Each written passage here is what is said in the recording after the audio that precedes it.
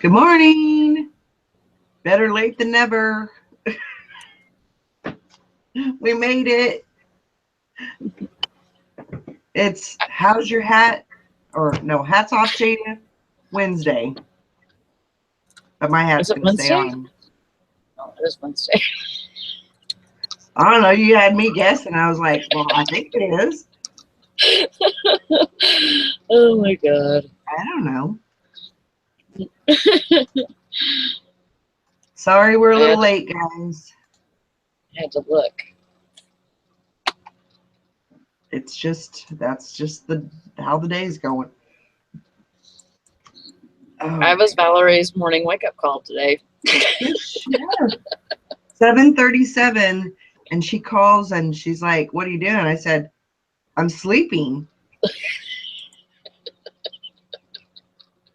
I was like, what are you doing that for? You're supposed to be awake.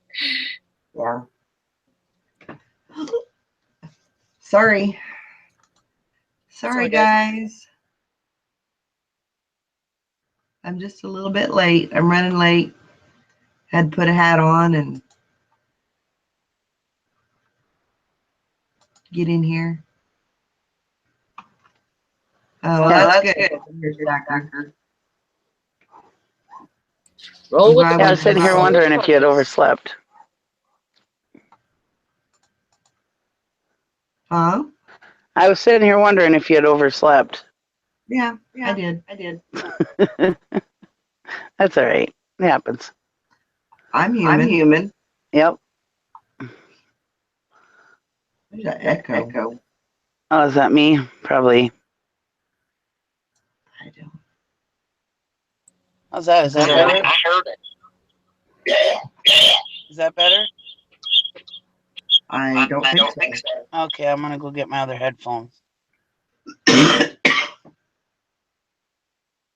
there echo now? Okay. Is there an echo now? No. Okay. Yep, it's you, Nikki.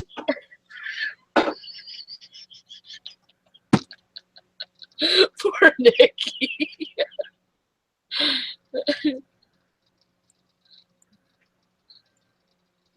She's like, damn it. I'll put these damn ears on.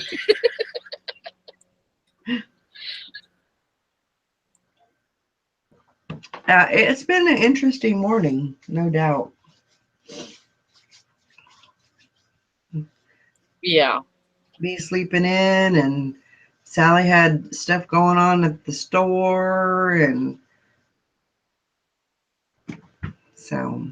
But I'm glad y'all came in. That's right, Jack Smack. Shit happens. Can't be perfect all the time. I never try to be perfect. You sound good. You sound like $1,000,000. Testicles, 1, 2, 3.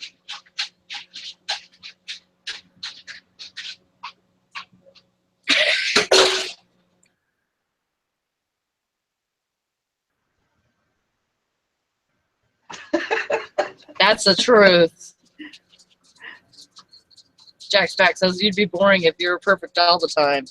So We don't want that shit. Yeah. You don't like boring. Sorry, it's too hot here to wear clothes, so I'm naked lady today.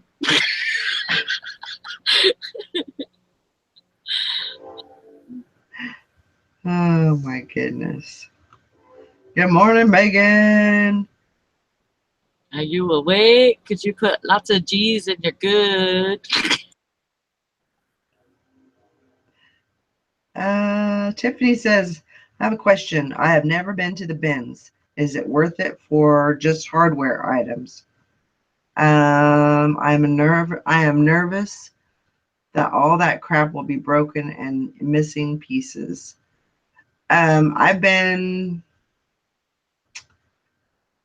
to a couple of different ones, and they have good stuff. Yes, there are things that are broken, but you can find some really good things too. Um, really, it's just a thing of just going there, kind of seeing how things work because they all have different rules. Just kind of finding out, what the flow is, and those people, the people that work there, usually they're pretty good about, explaining how they do things, because they have to have some kind of control, because otherwise people just like dive into those bins when they bring them out. So usually they hold everybody back, and then once they get all the bins in the area, set up and everything, then they'll say, okay, go. And then you'll get like the swarm of people, depending on how many people are there. Um, but, and then, everybody goes in. I usually don't hit the swarms. I usually just, and it sounds crazy, but I usually just sit back and kind of let that die down. And then, because I don't want to get in no, fight, or, you meet some weird, interesting people. Um, sometimes there's some crazy people, and they don't care who they throw stuff at. And I don't want to scare you or anything, but um, yeah, hard goods are really hit and Too miss. late. Yeah, sorry. Um, and you have to be prepared to do testing and fixing. Don't count on anything. Most of the lunatics are there for the clothes that I found. Shoes are the worst. Yeah, I get that too. Um, and that's why, when that happens, I figure, it's not worth it to me to get, to be in that mess of all those people throwing things and all of that. It's not worth it. So I just usually sit back, and then when they bring out another bin or something, they'll go to that one, and then I'll just go and get the last one that they put out. I love the bin though. I truly, you can find a lot of good things. I think I would like it too because I like to dig through stuff. Like dig. Yeah. I'm a digger. Now, and I will tell you, the last time that I went, well, I think, yeah, the last time that I went to Kansas City, I didn't wear any gloves. And I can't remember if that was the last time or the first time that I went there. Anyway, it doesn't really matter. But I cut my finger pretty good on, there was like a little, like a statue or something. And, it was sharp, and I cut my finger. So you have to be careful. I would recommend, if you're doing hard goods, I would definitely recommend some good, sturdy gloves. Um, just because there are things that are sharp in there. You never know what's down at the bottom. And so, but I would definitely, it's an experience, and I recommend everybody go. It may not be for everybody. And, when you go in, it just may not be for you.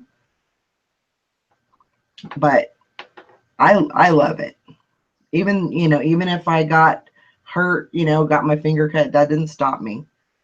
I still, and I could spend hours there. So, yeah, I think that's what I actually need to get for going to the bins, is some of those Kevlar gloves. Just a good pair of mechanics gloves. What's that? A good pair of mechanics gloves is all you really need. Yeah. Yeah, those are fairly sturdy. You don't have to spend money on Kevlar gloves or anything. You can pick those up for $5 or $6. But Yeah. I didn't care for the bins myself, but my bins are notoriously not that great. Yeah. So it all depends on which ones you go to. I hear people say some are great, some are nah. So you kind Yeah, of, everybody has a different opinion, usually about them. so I mean, clothing resellers, I can understand why they go for it because you can get a lot of stuff, at a really good price. But and there's a lot of good hard goods there. But it's for me, it's an hour and 45 minutes away. It's not worth the trip. Yeah. I have too much trouble getting the stuff I buy locally listed. Yeah. I carry my gloves in my purse. There you go. Let's see. I've been the one to the one in Kansas City, and then I've been to the one in Sacramento.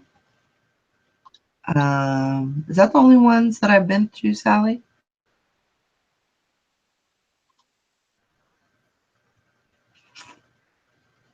Sally, you're frozen, I think, or you're playing mine.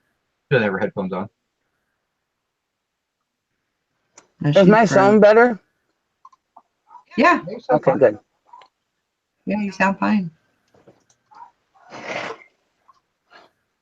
Yeah, mine is about an hour and a half away. Maybe, yeah, probably about an hour and a half. It's in Kansas City. And I personally have never been there by myself. So that's something that I'm going to do probably here before too long, is make a trip over there. But I like it because I do, clothing. And so you get a lot of clothing for, a little bit of money. So, I mean, your average shirt. I mean, you could probably buy 10 shirts for $1.50, $2. So I mean. oh yeah. Oh yeah. I think on hard goods it's hit or miss. At least at mine is. Sometimes you can get some good stuff, but sometimes you can't. Mostly it's clothes, but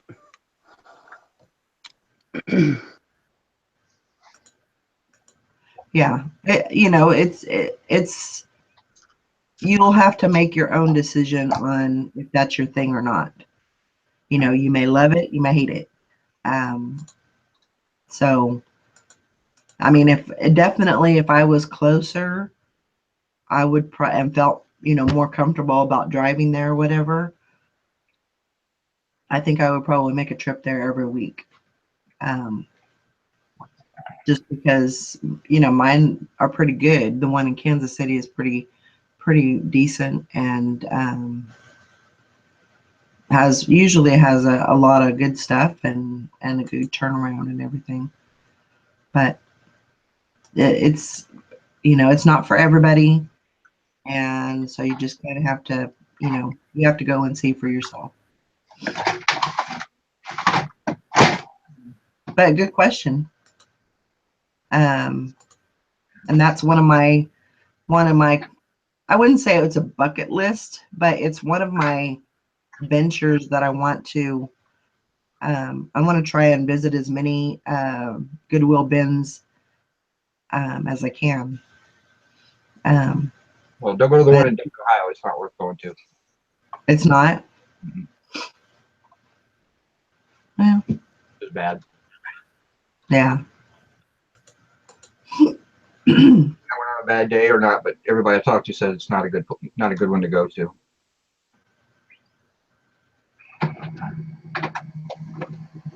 But I hear, like I said, I've heard about the one in Delaware. The one in Delaware supposed to be really good. The one in Nashville is very competitive there, but apparently pretty good. Yeah. So, I mean, there's good and the bad. Yeah, and again, yeah, I mean, it's made a bin shop, like right? I can get just as much quantity buying at auction, but right. Not everybody has that opportunity. Right, exactly. But like Sally, I don't know if you can hear me or not, but honey, you're frozen. No, she's talking on the phone right now. Oh, maybe so. Yeah. But I think you know, truthfully, I think everybody should try to go at least once, and that way you can, you know, make up your mind if you want to go again with them, or you know, I think it's a good experience, just like going to an auction. I think everybody should go to an auction at least once, I mean, even if it's just to watch. it's foolish to totally dismiss an area for possible merchandise that you can resell for a decent profit just because you've never been there or because you heard it's bad. I mean, like I said, I've been to the Dayton bins. I thought they were awful. I've heard they're awful. Doesn't mean that you can't walk in there on any given day and come out with a load of stuff. That's Right. fine. I mean, I choose not to go back because I really don't need to go back there. I don't sell as much clothing as I used to. The thing I did notice is when you do when the hard goods come out, I mean, they just get shredded. I mean, that people are just dumping through them and ripping through them, and so they're destroying good stuff because it's not what they're looking for. And the one thing I found is if you wait until the change hour when they've gone to the new bins and you go back and look at the old stuff, you could usually get good stuff because the stuff that we sell that we know sells really well is not the stuff they're looking for. They're looking for clothing, quick flip, you know, really, they're looking for iPods and, you know, all that type of crap. And you just don't typically find that stuff. I mean, they find it enough to be worthwhile, but it's crazy how much money they really pass up on because they just don't understand the business and understand that weird, unusual thing is usually what sells them for the most money. Right. Mine is down in the cities, and it's about 2.5 hours away, so I don't go very often. Only Yeah. if I end up down in the city, sometimes I'll stop in just because I'm down there, but I usually don't really find too much there. One time I went there, I found quite a bit of hard goods and a few clothes, but the clothes didn't sell very good because I just don't have an eye for that. Anyways, but I made good money on the hard goods, you know. Got a lot of like replacement cords and stuff like that, you know. Yep. But yeah, it's hit or miss that mine too. You don't. But yeah, I mean, if it's close to you, that's the key right there. If it's not very, Yeah. not very convenient. I can go spend that same amount at an auction and get way better stuff though. So Yeah. way more money for me, anyways. Right. I was up late with Jason last Yes, night. I'm fine. I was up late with Jason last night. He was going through. He actually bought his very first storage unit. Oh wow.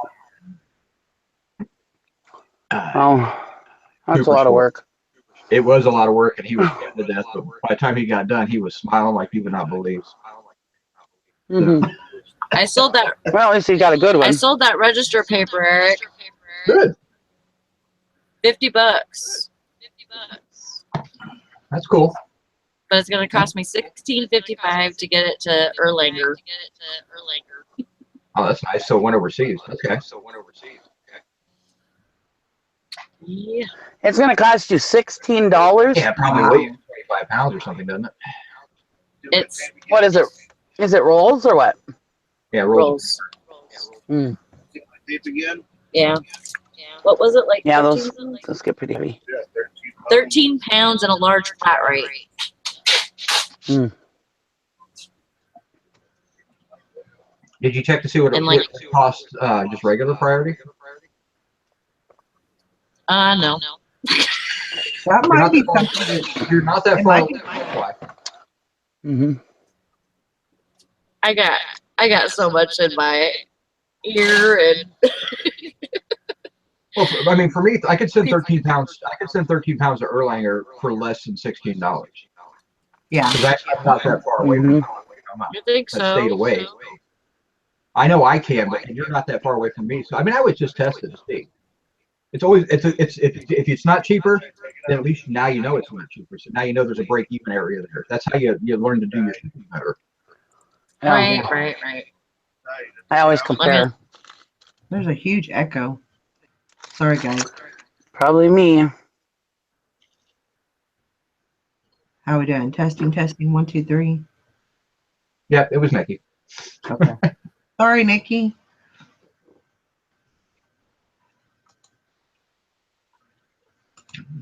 So I'm weird. just gonna sit here and eat my zingers. Okay. The snack of Snoopy and Charlie Brown and the gang. Yeah, Megan says the closest one is apparently to Las Vegas. You know, and I hear the Vegas one's really good. yeah, I've heard that they're really good, and I think they have two. I think there's two outlets there. So, you know, it might. I'm just saying, you know, if you're 6.5 hours away, you might be able to find a really cheap flight. You know, I wouldn't fly. I would drive it and make it a 2-day trip or something. Do it a weekend. Yeah. I would actually would do a weekend. I could do it during the week if you could. Yeah. Because you actually get a little bit better rates on everything, and then also you're not as weekends are worse. Just like a thrift store. Thrift store is worse on the weekends than it is during the week.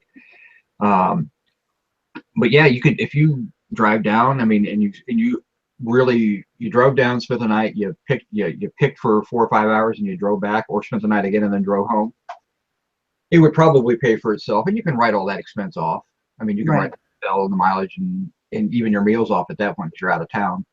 Right. So it's a business trip.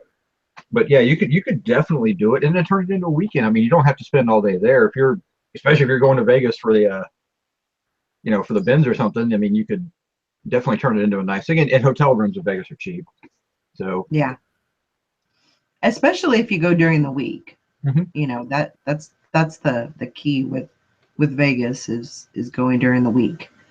And Vegas has some super, super good thrift stores besides that. So I mean, if you turn it into a couple-day trip, weekend would be better for your shipping and everything. But you can work that out. I mean, you can go on vacation, put your store on vacation for a day, or extend your handling time out for a couple of days. And when you do that, you if you're a top-rated seller, you only lose the money, your discounts on those items you sold. So mean it's not going to cost you that much.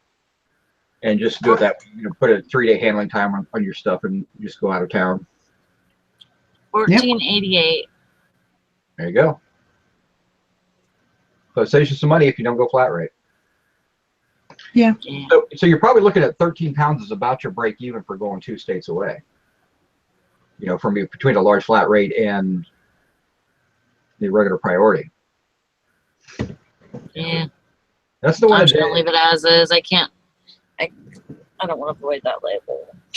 Oh, you already did label. Yeah, don't worry about it. Yeah, because then you got to pay. You got to pay for it, and then you got to wait 3 weeks for it to get your money back. But a quick lesson is: don't always assume that the flat rates are going to be cheaper, even though it's heavy.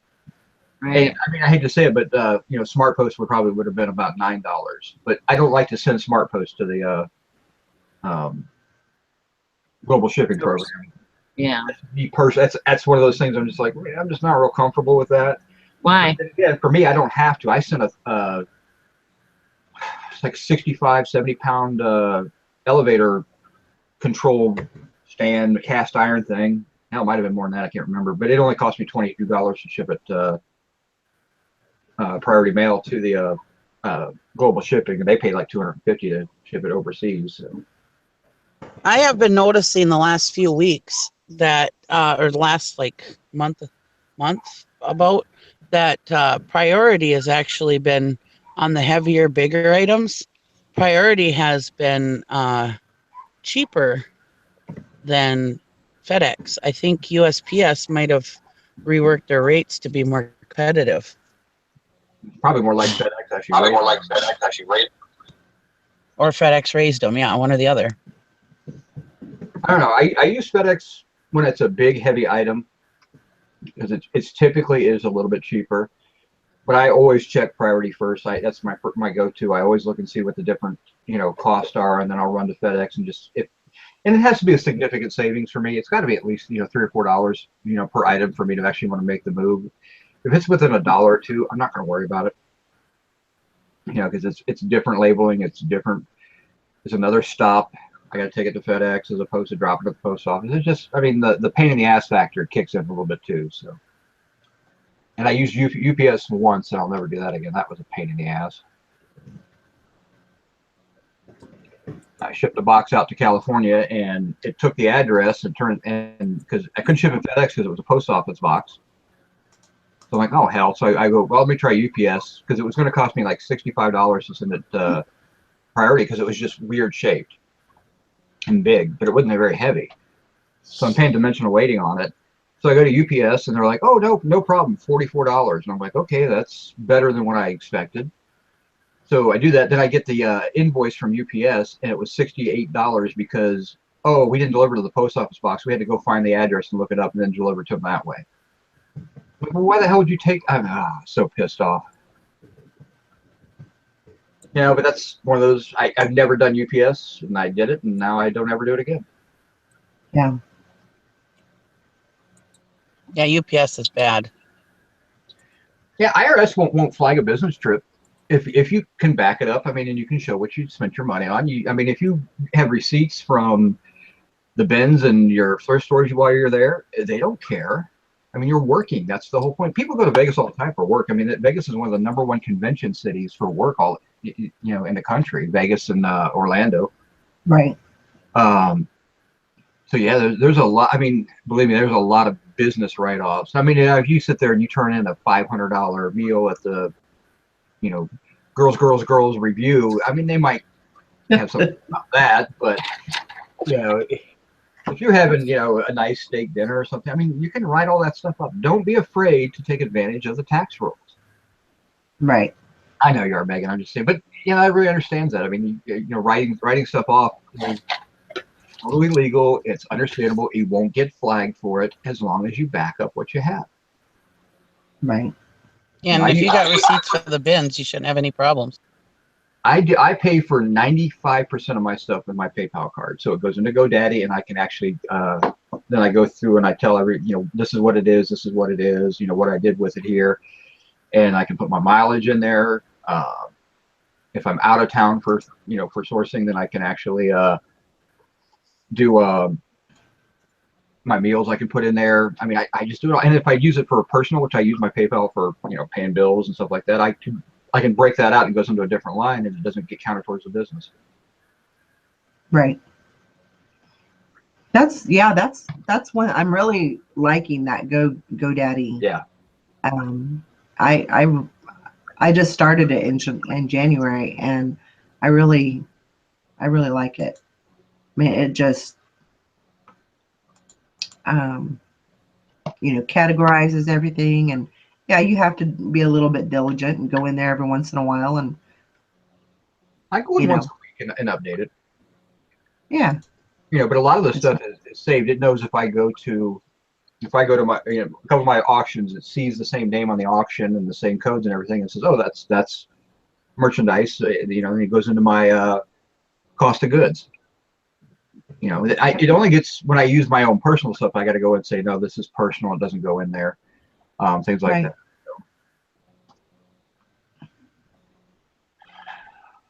But QuickBooks does the same thing.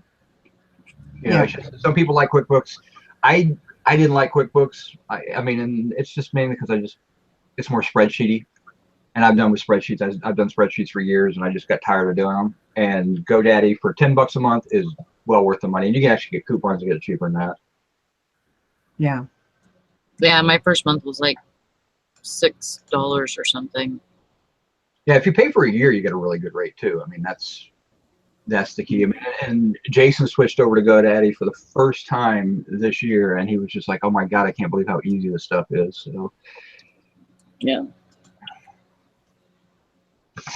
But Deb talks about that easy auction track. What is it called? Easy auction tracker. Yeah. I think it's called. And I've been wanting to try that, but because I like GoDaddy too, but I've been wanting to try that because she says good things about it, but I keep forgetting every year to try it. Now it's I did it for 1 year, and when I went to transfer it over, because every year you have to pay the $50 to get the new spreadsheet or whatever, and it's a great thing, but you have every year you have to basically reinstall the new program, and that program for some reason, I mean, and it may be the operator, I don't know, but for some reason I cannot get it. I couldn't get it up. I couldn't get it, into the on my system, and their customer service. You email them. Sometimes they get back to you. Sometimes they don't. So I had to find another option because I needed it for my Well, taxes and stuff. So there is also I mean, it depends on how you're doing your business and how you have it set up. You can do a cost-based inventory, or you can do an individualized inventory. And so spreadsheets for individualized inventory are really good. It's a lot easier to keep track of it that way. I don't do that. I paid $150 at the auction yesterday, and that goes into my cost of goods line, and then the sales just roll in. And the only thing I have to really do is I have to at the end of the year, I need to take an inventory and know what my cost of goods are for everything I have. So, and I just estimate that. right. And so that's how I do my inventory. It's very simple. And the IRS is completely okay with doing it that way. Most small companies do something like, especially one-man shows, one-woman shows. That's what they do.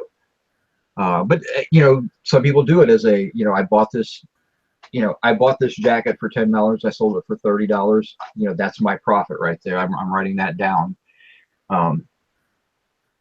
Nothing wrong with that. It's just more detail than I really want to go into.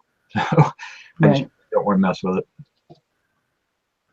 And GoDaddy works really well for the cost of inventory type situation. And as far as getting audited, I think as long as I've noticed that as long as you keep decent records, you're not gonna, because everybody's always so worried about writing stuff off and getting audited and stuff. I think as long as you keep good records, that's all. Because the IRS knows small businesses. They know that, they're not going to be some big professional, whatever, So as long as you keep decent records and show what you're doing, I don't think you have anything to worry about as far as that goes. Yeah. Yeah, I mean, if you're going to see anything in the future, I think you're going to see eBay and PayPal eventually get to the point where they're going to be required to report all sales to the IRS, and which the IRS technically already has that information because they know how much eBay has to tell them how much money they made and where it comes from. So think about it. eBay says, oh, we made $100 million last year, and the IRS says, well, you only had $50 million that you sent out paperwork for. So they know there's money out there.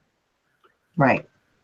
So you just keep good records, keep all your receipts, or if you have them electronically, that's fine as well. I mean, yeah. And Megan says, we're little baby fish. IRS wants a big meal, and that's actually true. I mean, when you're talking little dollars here, little dollars there, they're not that concerned. I mean, the worst case scenario is they might do a follow-up question on you, or, hey, we're doing a quick audit, kind of show us what you're doing. And if you show you're keeping good records, that's what they want to know. They want to know that you're doing it right. And if you make a mistake, you made a mistake, you deal with it. It's not a big deal. I did that once on my taxes. I owed the IRS an extra $1,100. Yeah. I didn't have $1,100 laying around, so I said, hey, can I pay you $50 a month? And they're like, sure. They were fine with it. But yeah, the IRS is really good about taking payments. they don't have a problem with that. I mean, because they know that they're going to get their money eventually. I mean, it's just who they are. I mean, they have the best way to collect. So you don't worry about stuff like that. You can't get paralyzed with fear about what might happen. So you just kind of move on with that. But that's true. Did anybody pick up anything good yesterday? Or the last few days? Actually, I've been on a couple of days. Me, no. I sold some men's underwear. You did hear the last word I said about good, didn't you? Cool, unique, funky. I had a $300 day yesterday. That's good. What'd you sell? A laminator.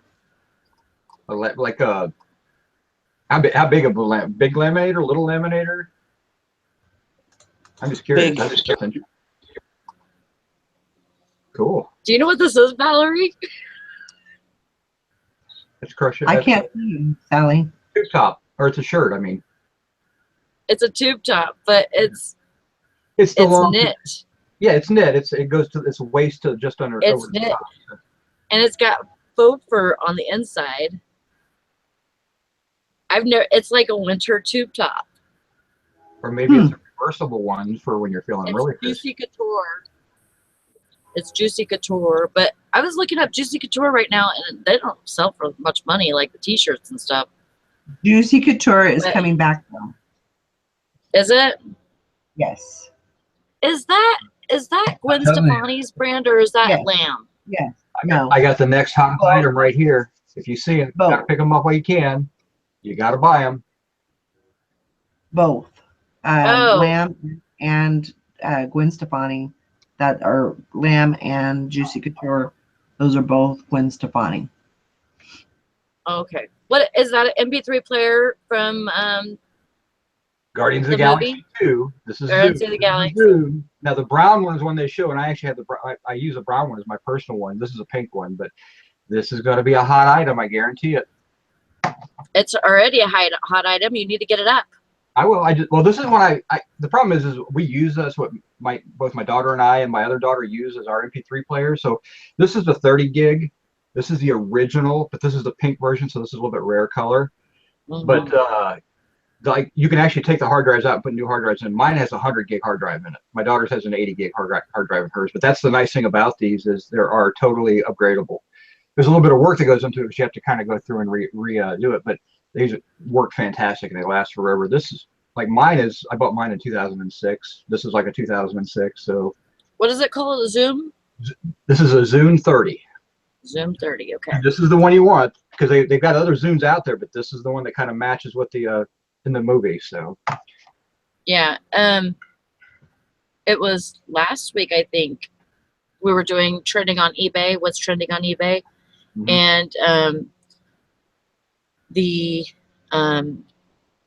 there was that for Guardians of the Galaxy, and there also was there's 2 Doritos bags that came out with cassette players that are in the bag. Yep.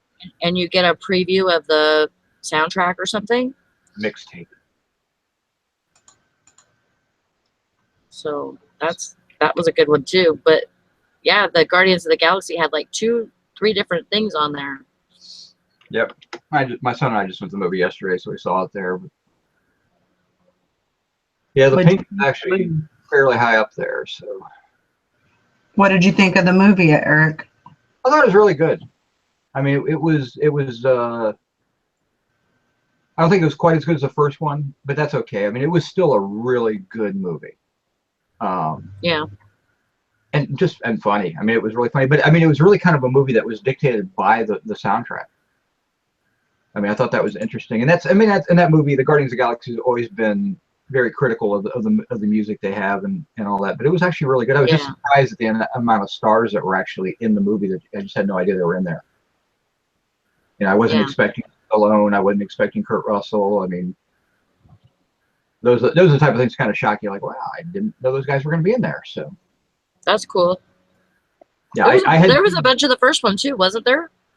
Yeah, there usually is. Like I said, I wasn't expecting them, and I hadn't seen any of the previews. My son just wanted to see it, and he was real happy with it. So, the only real issue I have, and it's kind of strange, is my movie theater I go to has the lounge seating.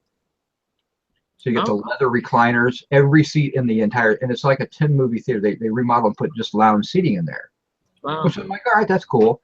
Well, you walk in and you go to buy your ticket, and they make you pick your seats. So you have assigned seats from where you buy your ticket at. Yeah. I'm like, okay. I hadn't been to the theater since they did the remodel, so I'm like, this is new to me. And I'm like, I don't really know where I want to sit. So I picked some seats, and they were, decent seats, but we were just a little too close. Mm-hmm. I had no idea how much view you had or how tight everything was, and it was just too loud. Yeah. So I mean, we need to be a little bit further away from the speakers. But other than that, it was fine. Cool. We have in our town, we have a movie theater that's very old, but it's called Pine Theaters, but Mhm. the inside of it is almost like a museum. It's got all these dead animals in it. Like, what do you call them? The ones that are stuffed? Taxidermy. Taxidermy. Yeah, it's got a ton of taxidermy That in makes there. kind of sense considering you're in the middle of nowhere, Mhm. Michigan. So Yeah, so that's their theme or whatever. Is in the lobby. There's just all this taxidermy, and it's not tacky by any means. I mean, there's like a bear and a wolf and um I mean, like a it's a little deer and buck and all that, but there's a lot. in a movie theater. That's a little tacky. It kind of, but Sporting goods it's stores, I here, get it. But the inside of the theater is beautiful. It has all this pine wood. Everything is pine wood, so it's beautiful. Don't get me wrong. It's just very kind of outdated, including the seats. Mm, They don't even have the seats for the big asses. where you can flip up the armrest and all that. Yeah, it doesn't have that. Wow. Yeah. So Yeah. I have to squish I went and saw because a. I got a big ass. Yeah, I went and saw him play at one of our theaters a few years ago, and while I fit in the seat, I have long legs. I mean, I'm 6'2", and I was cramped and in severe pain by the time the movie was out. I could barely I walk. bet. I was like cramped like this. I mean, and it wasn't a movie; it was a play, so it was like almost 3 hours. Went and saw Chorus Line, and it was like, oh my goodness, this is. I mean, it was made the whole I experience could not, usually not just like do this for a while. it was packed. I mean, there was no way to move around because it was literally. I mean, there was every seat. It was sold out show. It had been sold out for every show was sold out. I mean, it was just one of those things. It was one of the original Chorus Line people, original Broadway performers was actually in the doing the play. So Hmm.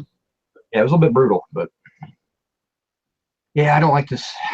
I gotta be comfortable if I'm watching something. Otherwise, it's Yeah, horrible. I usually will not even go see a movie in a theater anymore unless I'm too it's cheap. something that I can't wait for. Me too. I mean, I usually just wait until it's either on demand or um, my friend my friend and I share a Voodoo, and he puts most of the most of the newer movies on Voodoo right as they go on demand. Well, I mean, So the movie theater I went to yesterday, it's $5. They do $5 Tuesdays. So $5 Tuesday, so it's $10 for me and my son, and then we get the popcorn and drinks, and so that's another $20. So we spend yeah, $30. yeah, Which is not terrible. I mean, it's not great. Now, if I go, I just signed up for their rewards program, so I'll get the whole popcorn meal thing at half price, so it'd actually be $20. So it's from and we go to the movies once every 3 or 4 months, so that's not a terrible thing. I mean, I don't go like I used to. When I was younger, man, we used to do the okay, let's plan the whole movie day out because we pay for the ticket and go to the 9 o'clock show, and we'd get out of there about 8 or 9 o'clock at night, and we've seen 4 or 5 movies because we're just bouncing through theaters, 'cause we were yeah, yeah. That sounds fun, actually. Silver Hair Stacker says our town theater is the oldest continuously running theater in Texas. Wood fold down seats with wood armrests. oh wow, that sounds comfortable. I mean, it probably looks really cool, but it's probably not the most comfortable. That was for back then when you would watch a silent movie for 20 minutes and you'd have an intermission and you get to watch the next reel for 20 more minutes. Yeah. Right, but you can get up and adjust. You're not doing a 3-hour movie in one of those, that's for certain. Mm-mm.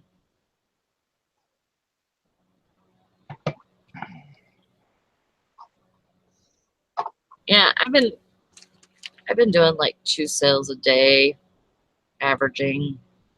My sales are decent. Just my non-paying people are starting to add up. I got 4 waiting to be paid for right now. Yeah. So what'd you get yesterday? A lot of cool stuff. Oh yeah. Want to share? What's on my box? I only brought in the 1 box. So what's out my truck still? I bought a lot of antique, the big globes that go on the light fixtures. Right. These are just the white globes that go into the 3-screw fixtures. I got about, I think there's 10 of them in the box, and there's several that are matching. But I paid $20 for it. And doing some research on them, I should get somewhere between 20 and 40 a piece for the plain ones, and the other ones should be $50 to $60 a piece. The box itself is probably worth, I'm going to guess, $250 to $300. Awesome.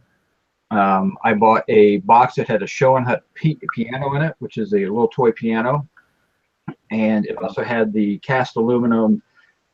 It's an RCA speaker surround. It doesn't have the speaker in it. It's just the cast aluminum surround, which is actually still desirable. That's like a $50 item. And the piano is kind of up in the air. I mean, I paid $3 for the box. The piano's larger piano, and they can go anywhere from $30 to $400, depending on the model of the piano. So, and I don't really know much about it. I wanted the speaker surround. I really didn't want the piano, but for $3, I'm taking them both. Heck yeah. That's still out in the car. My daughter was with me. She doesn't go to the auction very often. She had the day off yesterday. So I was looking at another section in another ring, and she bought china. And I don't normally buy china. It's not my thing. But Yeah. she bought five place settings of Minton china. And the pattern she bought sells $50 per place setting. And that's a solid. She looked up those, and that's why she bought it. She just happened to be standing in front of the lady. She paid $30 for it. So there's another $300 coming in. Did she look it up? Yeah, she looked it up while the lady was selling it. She's like, "Oh, I'm going to look that up real quick." So she started to sell it, and she's looking it up. And when she realized how much it was, I actually heard it being sold, but I'm like, I don't buy china. I don't care. Yeah. She bought it, and it's going to be a pretty good money maker. Awesome. I bought a carved Indian figure. And you've seen those carved bears that sit out in front of people's houses? Mm-hmm. Very similar to that. It's an Indian, though. It's a little bit older, but it's real heavy. How tall is it? It's about 2.5 feet tall. It kind of looks chainsaw carved. Right. But I paid like $17 for it. I like it. I thought it was kind of cool. I don't know what it's worth. I'm going to guess it's worth probably around 100. But it might not be. It might only be worth 50 or 60. Which is fine. Yeah. Like I said, I paid $17.50 for it. I think is what I paid. What did you pay for that? Like $17.50. Oh, cool. Yeah, that was kind of an impulse buy. I did buy another box for $3. It had a bunch of coins and stuff in it, which I don't really care about, but it had a pearl drum pedal in it. And Ooh. still out of the car, and I was trying to find it last night, and I about fell out of my chair when I saw pearl drum pedals, how much they sell for. So I don't know what model it is. I bought it. I think I could get 40 or 50 bucks for it, but the pearl drum pedals go in the $200 to $300 range. So I don't really know what I have. Right. Then I also bought this box right here, and I'll just pull out one by one because I've actually sorted this box. This is some buffalo pottery. Oh, cool. So this is old. It does have a little bit of a condition issue up there and everything, but in this condition, it should sell for right around 30 bucks. Wow. This is a $35 box. This all came out of the same box. And it says buffalo on the back of it? It says buffalo pottery. It says semi-vitreous buffalo pottery, and it's like early 1900s. Oh, never seen it. So yeah, it's really cool stuff. I got, and I really wasn't paying attention to it, but little clock, right? Mm-hmm. Look what the sticker says. Murano, made in Italy. It's a $30 clock. It's a Murano clock. I got a knife set with the antler handles. Ooh. 6-piece set. That's $50 for that set. Awesome. I got a little egg poacher. They also use this for escargot, things like that. So this is made in Turkey. It's like $20. Wow. Pure salt and pepper shakers. Didn't think they were worth anything. They're actually from CS and Company, which is like late 1800s. This is like $40 for this set. Is that because they're pewter or because of the company? Both pewter, and it's from that company, so that dates them pre-1900. Here's one I have no idea if it's worth anything. I believe it's a little Buddha marble. I'm gonna guess it's probably an incense thing. You could do cones or you could do sticks. I have no idea what this is worth. This is in the box. I mean, it's like I'm gonna put it up for like $20. Buddha and marble, you should be able to sell it pretty good. Everybody's seen these before. No, I can't say that I have. This is a carbide miner's light. Oh. You put your little rocks of carbide in there. You put it in. I believe you mix it with water. And then what it does is that the water and the carbide produces a gas that comes out here, and you literally light it. Strike it. Yeah. A flame, and it's a really bright white light, and it actually hooks onto your miner's hat. It's probably $25. What's nice is it's got the little rubber bumper, so you can actually set it down and not worry about it falling over anything. That's a different piece. So. You would think it would be more than that. They're very common. So I got a little chopstick set with chopsticks rest. Again, this is nothing special, but again, this turns out to be like a $30 piece. Awesome. All in the same box. I mean, and that's not the best items. Well, bring it. I have 6. That's the nice thing about auction boxes is you pick out your box by like one thing you see, and then all of a sudden there's all these hidden treasures in the bottom. Well, 6 pewter bowls, right? Pewter bowls, okay. Well, they have this mark on them right here. I don't know if you can see it very well. Okay. That's called the broad arrow mark. But 4 of the bowls are actually marked with this. There we go. MFD. HMS Medusa. Medusa, okay. That is a mark for British Navy ships, the Medusa. Oh, wow. A set of 6 of these brought almost $900 at Christie's auction. What? So these 2 are not marked. They still have the arrow mark, just like these. These also have that broad arrow mark. The broad arrow mark is actually the mark of the British government property. Wow. So I'm thinking with 4 and the 2 unmarked, I'm going to put them on eBay for $500. I'm going to try to sell it as a set first. If they don't sell as a set, I'll sell them individually. Individually, the bowls bring about $100 a piece. Wow. So I paid $35 for that one box, and this box should net me $650, $700. Jackpot. So yeah, it was really nice. It's not as nice as some people's stuff they bought yesterday. I was feeling really good until last night.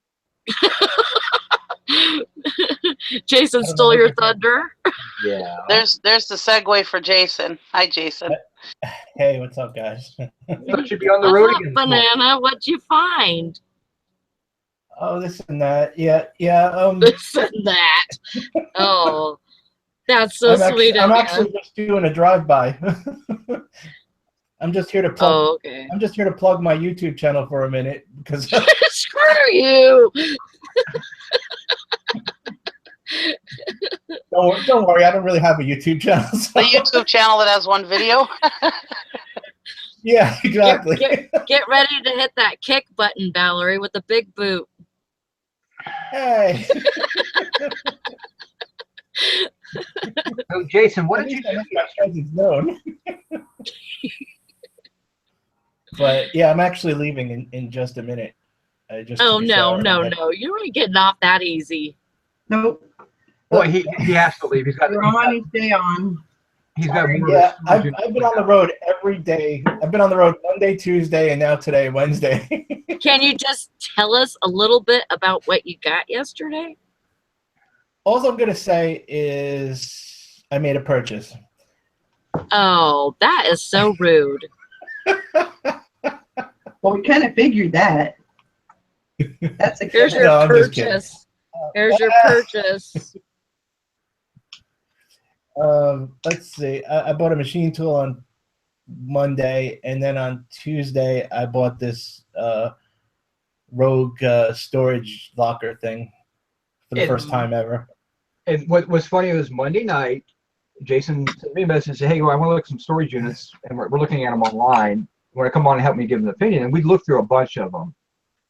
And so we kind of, he liked this one because it had some really cool computer stuff, big cases and things like that, boxes that had computer cases in them. So that's why he was really interested in this unit. Mm-hmm. Yeah, because I'm a nerd, Yeah. Yeah, and I would be interested in it too. But what'd you get? Very little computer stuff. Are you serious? Yeah, believe it or not. Hardly any computer stuff at all. Well, unfortunately, it's taking 2 trips, so I'm going there now again to pick up the rest of it.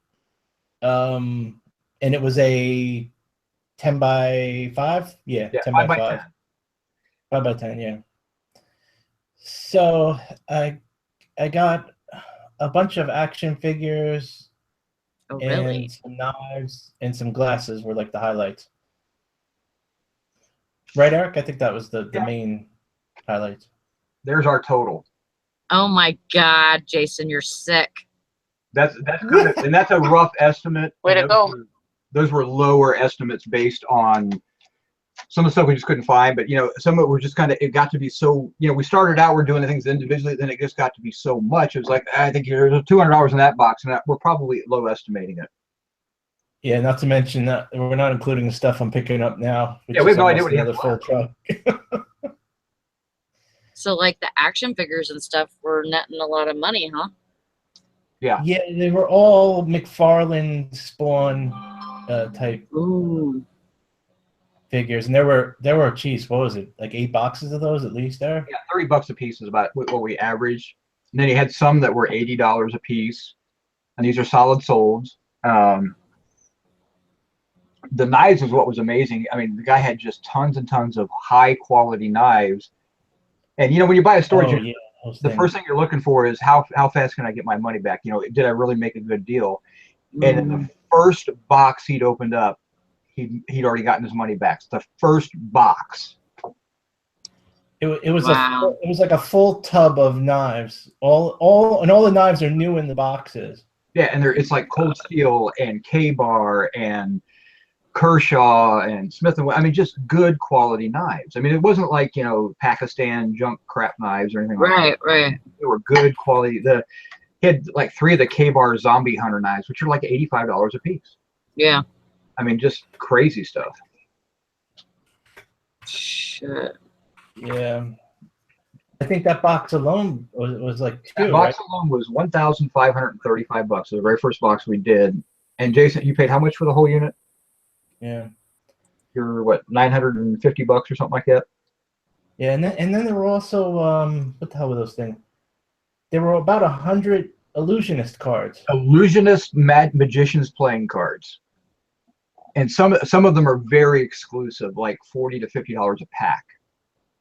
Wow. But he had boxes of them that literally had like 100 in the box, and they're average like $10 a pack. Like, are these like cards that are showing different magicians, or is it cards showing? These are magicians. These are regular playing cards, but these are the ones the magicians use in their acts. Okay. So yeah, they're super high end stuff. I mean, he had a couple boxes of stuff that's like, some of the packs were $90 a pack. Yeah, it all depends on every version of it. Every single one was shrink wrapped and still brand new, never been used. I mean, it was weird. I mean, that's the weird stuff in there. And then, I mean, it got a little weird at the end, but yeah, it was just, just different things. I mean, yeah. And, we did find the guy's porn collection. Oh, don't even go there. The VHS, it's just an old VHS of porn. I mean, that was it. So. Oh, I thought you were going to say something else. No, I know. Yeah. Now the bad thing is Jason is now 100% hooked on storage auctions. Woo! When you start No, out I with a mega win, you're like, wow, okay, I spent $900. I'm going to make 10 grand. That's a mega win, and he's going to waste that 10 grand buying crap units now for the next year. So you know. No, I'm not going to go too crazy because, my main thing is tools, and they're not in storage it's that often. Well, let's put it this way: everybody knows how Jason's shop looks so organized and neat. It looks like a fucking bomb went off in there right now. It's almost like threw one of those fog cans in there and it just exploded. Oh my god. So Well, that's awesome. yeah, Glad you got good stuff. yeah, it's really good stuff. It's really cool stuff. That's what's neat about it. It's like the guy's guy locker, you know. Yeah, and it's so funny because I was throwing it all in the truck and it was so dark in there I really couldn't even look at what was there. I'm driving home. I'm like, I have no idea if I made any money or not. I didn't have a clue because I paid up for the locker. It wasn't super cheap or anything. It was what was it, $810? $810, and by the time you throw in buyer's premium and tax and everything, you were like $950 or something like that. So Yeah, $950. Yeah. Yeah, I mean, So, it was for a first locker, that's a lot of money to spend for somebody to spend on their very first locker. Yeah. But you know how I roll there. yeah, Jason likes to flash his roll around and everything. But So did you find any computer stuff? yeah, very little, like 2 cases. Yeah, but very little. Oh Well, wow. I had 1 empty case, which is kind of a crappy, beat up one that's broken, and then a full computer, which is probably a pretty decent computer, but it's going to be older. So I mean, don't really know. But other than that, just a few little pieces. No, there were 2 laptops. Well, one. What else? A netbook and a laptop. Yeah, netbook and a laptop, and there was a GameCube and a PlayStation 2 and a lot of PlayStation games. The guy was a total gamer. There was Sounds like it. a wind tunnel computer case that's actually pretty rare. That's I forgot about that one. Yeah, that was like $250 for that. Amount. Yeah, and that one's new in the box. Yeah, there's one on eBay used for $250. Wow. Oh, there were about 60 books or so on witchcraft. We. Witchcraft books sell. And Really. Wicca. But yeah, those kind of books sell. And some of those Yeah. books, So I mean, if they're really nice books, some of those books could be, $50 to $100. I mean, most of them are going to be in the $10 range, but yeah, it's. And there was that. There was an ingot of silver, 0.99, ingot of copper. Yeah. What else was? It's really, lots of miscellaneous shit. Yeah, it's really funny because we all look at each other's storage units in our areas, and Jason is sitting on a gold mine. I'm sitting on a crap pile, and Dusty gets 4 or 5 a month, and that's about it. I mean, mine are just horrendous. yeah. I mean, Jason. I mean, we looked at one night and said, Jason, could you make a living buying off my Craigslist and off my storage units? And no, can't do it. For what he sells and everything, he just couldn't do it. I mean, the storage units are awful. Yeah. He's got storage units. I mean, he's got his pick of good storage units. Now, the bad thing about it is I mean, where Jason's at, they get redeemed a lot. So, the last day you're sitting there, you do hours of research, and the next day, boom, it's gone. So. Right. That's the same with here. We have just crappy storage units. If I had to make a living on storage units, I wouldn't. Because, yeah, they're all crap. Very rarely do you ever get one. And then when a good one comes up, there's a guy with a local auction site. He always gets them, Yeah. Best storage unit I ever saw get bought was a auction company in West Virginia bought a storage unit full. Actually, it was a storage trailer, like a big travel trailer, tractor trailer. That's how they did storage units in this one place, full of Han filing cabinets. The guy paid $500 for it. Turns out the guy who had the storage trailer was a author. He was a photographer. He was a Virginia state senator. And inside the filing cabinets was the guy's entire camera collection. I was at the auction where they sold about 90% of it, and I lost count at about $150,000. and they paid $500 for that thing. And I bought stuff at that auction and made money off stuff. I bought, strange things, little things, and I probably made $700 or $800 off of what I was buying. They had guys calling from New York City to buy certain cameras. Yeah. They had like a 1940s press camera that was issued to the military press corps, and this camera is like super rare. And that camera alone brought almost $6,000. There was a camera lens that brought $15,000. It was just a huge Nikon lens. It was probably 2.5 feet long. But yeah, I mean, crazy prices. I mean, if you wanted a camera, I mean, That's crazy. it's the best of everything. I mean, and it blew my mind how much people were paying for cameras. And I bought filters. I bought a camera blimp. I bought all kinds of crazy stuff. And I was piecing out on eBay, making really good money. I couldn't compete with most of them though. What do you call it, Eric? There was one other thing. What was that sword again that I got? It was in the box. Oh, the sword of the Daywalker. A blade sword. Oh, from the Blade movies. Yeah, from the Blade movie. We don't know how much that thing. I think that's probably $100. Yeah. Brand new in the box. It's a cutlery, so I mean it's not great, but yeah. Yeah, but I didn't even count that in the list. I forgot that was the first thing we looked at. So. Oh, that's right. Yeah. It's funny. That was like the first thing I pulled out of there because it was so long. It was sticking to the front. When I saw that, I was like, "Oh, this could be good." Yeah, we can see you, Val. Mhm. But yeah, Well, let me go. I got to go pick the rest of it up. So. Yeah, send me a message when you get back so we can go through the rest of it. Oh, sure. You're around today? Oh yeah. All right. Have fun, Jason. Thanks. Bye, guys. Bye. See you. Can you see me now? Bye, Jason. Bye, sweetie. See you later. So, yeah, storage units can be good, but there's a lot of bad out there in storage units too. Valerie, do you see me? There is. Now Valerie's froze. You always got to make sure you got an outlet for the garbage and the. Well, it was funny. Yeah. He was going through that whole unit, and it turns out that everything he brought home, and he jammed his truck full. He had his cab full. He's got a back seat in his truck, and it was full. He ended up with about a tote and a half worth of donate, and that was it. Huh. That's nice. Now he said that the next load there's some end tables and things like that he's going to drop off at the Goodwill. There's probably more donated in the second load, but like I said, already 10 times his money off the first load, and there's a lot of stuff that he just didn't even know what it was until we started researching it, like all those playing cards. I never thought playing cards would have been that expensive. Yeah. But I mean, playing cards would be really good. But these were special illusionist ones. The Black Society or something like that was the one. They had two cases of these, and these were $40 to $50 a piece. I mean, it was insane. I'm sitting there writing numbers down, trying to keep up, and it was like I said, I mean, you can see where I was.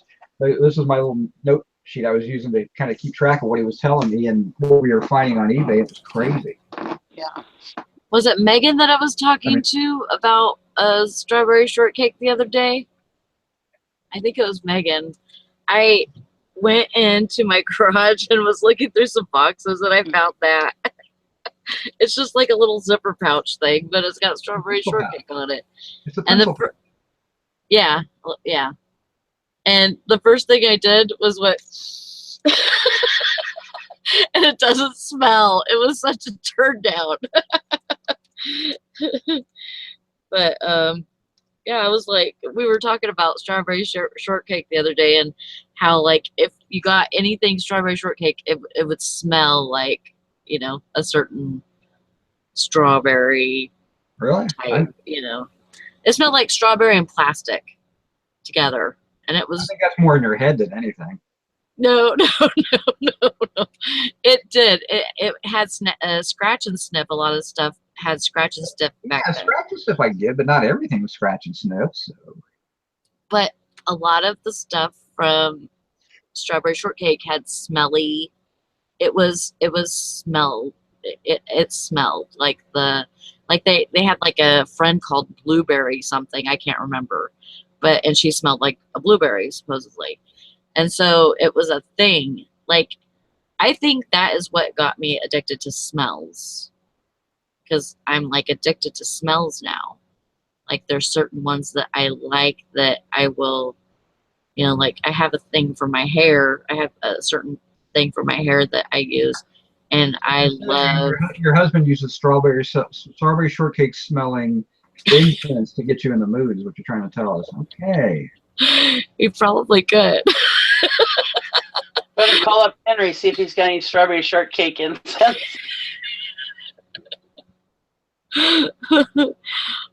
But it's like, you know, just the smell. I think that's what turned me on to smells when I was a kid.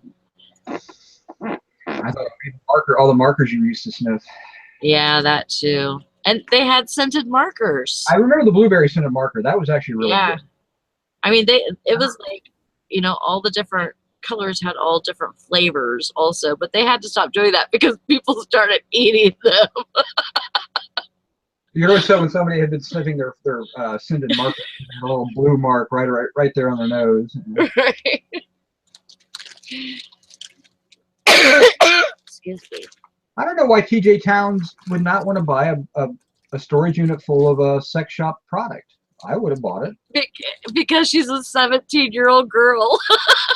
So that stuff sells, honey.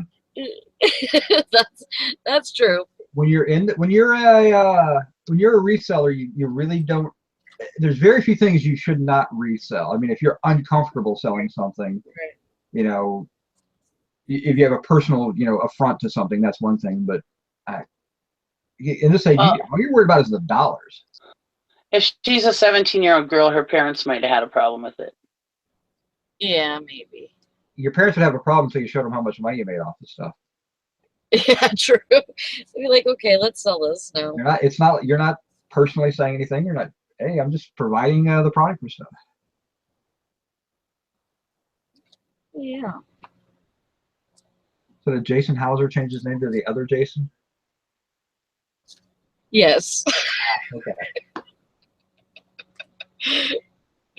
Because that's what people were calling him.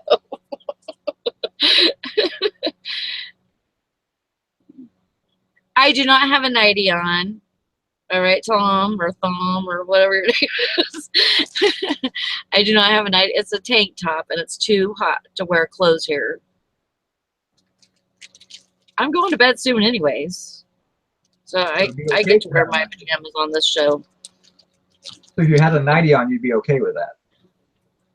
Yeah, probably. Okay. I'm trying to find my dumb. You don't have any air conditioning? No. Oh. I'm poor. I have fans. Lots and lots of fans. But you know what? Air conditioner probably wouldn't do a bit of good right now because it's so humid here. Really? Not that hot, is it? It's like, the humidity's got to be at 75 to 80% right now. It's been sprinkling on and off. It's not going to probably do a downpour or anything. And if it does, it'll be even hotter. That's Michigan. Culver. I'm sorry, Jason. I since you took the name off, I was kind of guessing on the last name. I couldn't remember how it was spelled. So, Culver. Is there a V in the name though? I think there is. I didn't think there was a V. I thought there was an Hover. S. Yeah, it's Hover. Make a naked man stand over you and fan you while you sleep, Sally. Well, he he stands over her while she's sleeping, but it's not using a fan. He's not holding no fan.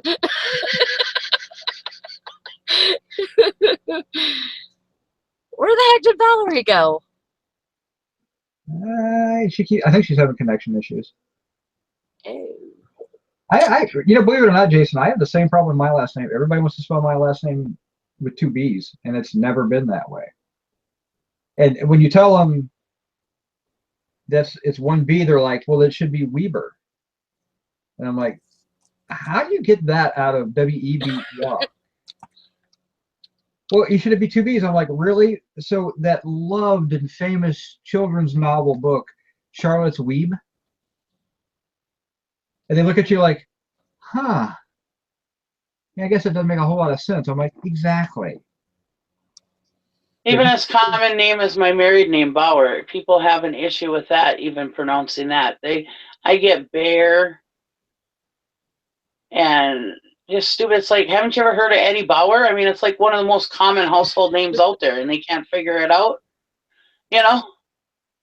I mean, I understand with my maiden name, but Right. Bauer, it's like that's the most common name ever. You know, it's almost like Johnson. You know, how to either spell it or. I mean, I understand the people who think it might be Bower because that's also a popular spelling, but I mean, come on. Me and Valerie's maiden name is Daniel. Like Daniel. Okay. Well, you would not believe how many people in school called us Daniels. Maybe because I think that we were related to Jack Daniels or something. I don't know. Yeah, well, that's. I mean, my mom had the same. It always had an S on the end of it. Same problem too. I mean, it's because her last name is Cummins, and like in Cummins Diesel, and everybody always want to call her Cummings. You know, there's no D on it. It's Cummins. I mean, so you know, it's frustrating when you have a last name that's just close enough to be mispronounced or misspelled. I mean, I got to the point where I don't even worry about it. They spell it with two B's. My credit report's got my name spelled like 4 different ways, so I could care less. Valerie, get in here. Just refresh. My maiden name Bloody. Everybody used to call me Bloody.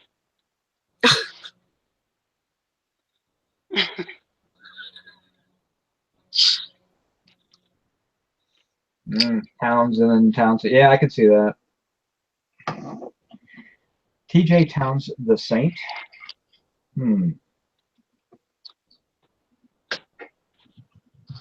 17 and she's already a saint. Well, that's good. A 17-year-old reseller. That's good. Yeah, you're gonna have a lot more level-headed when it comes to money than most of your friends will. That's for certain. Yeah, that's wonderful. Do you have a YouTube channel? Yeah, that's. I mean, if you're young, getting a YouTube channel, you're going to be a lot more used to it than old guys like me, which I don't have one, but it's just not my thing. Start that stuff while you're young, build it up. Yep. That is wonderful. I like those stories, like Kyle, the yard salesman, and Vintage Vinny, Vincent Romano. I just love those. I love those stories. And then like the Crazy Picker Life, him and his son, you know. I mean, these kids have got so much potential now. You know, no matter what happens to them in life, they've got something to fall back on if they don't continue on, you know. They've got something to even add to their careers or even just make it their career, you know, because they've started out so young. It's wonderful. Yeah, here's a note to everybody out there. If you do meet TJ Towns, you must treat her with the utmost respect because she's a boxer as well. That's where the Saint comes from. Is her boxing name. So good for you. Yeah. That is wonderful. Oh. I love that name, Ansley, too. That's Ainsley. Yeah, Ainsley. I like that name. Mother's mustache's name, Ansley. Yep.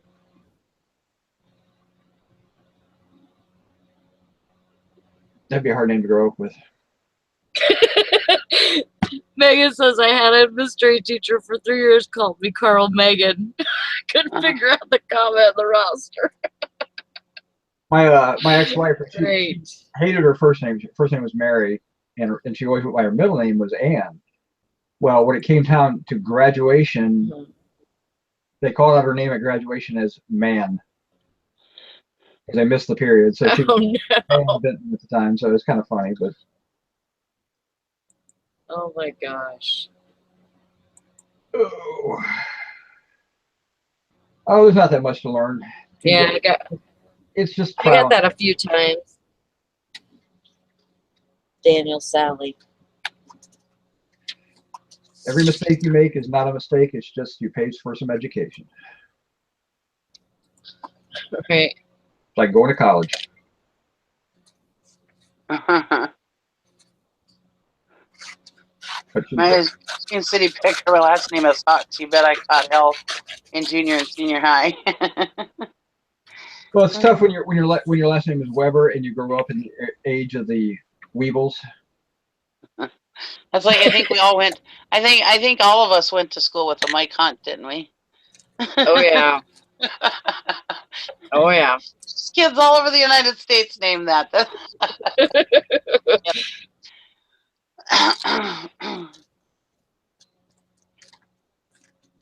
Well, dang it, Valerie. What the heck?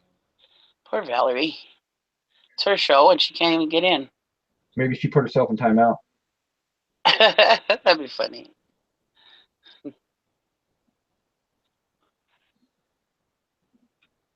Yeah, Valerie's initials were VD. Oh, Jesus.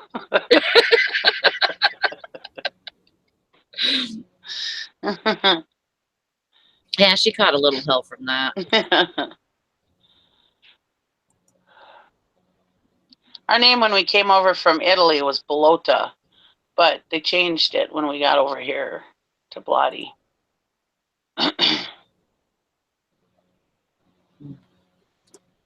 I'd much rather have Blotti than Bolota. Yeah. Yeah. Yeah, my parents were gonna call my younger sister. My parents were gonna call her Bloody, or what was it? Dora Barrel. Dora Barrel. My ex-wife got remarried, and her first daughter she had with her new husband was named Dora. Huh. I don't know what her middle. I don't know the middle names. Alex is her We're son. like, what is with that middle name Barrel? Why would you name it Barrel? It's probably related to it's an old family name or something like that. I mean, Yeah. my mom said, hell no. I mean, if you go funky name, go funky middle name. Yeah. That's all I'm saying is give your kid a chance to survive school with a normal first name. Yeah. And let him have that cool, weird ass middle name, so he can play the game. You'll never guess my middle name. Yeah.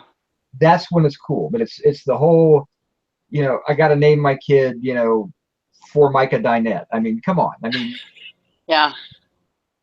Or my twins, Virginia and Virginia. Yeah. My husband went to school with Jack Rabbit, Peter Rabbit, Bunny Rabbit. Yeah. It's like, why would you do that to your kids?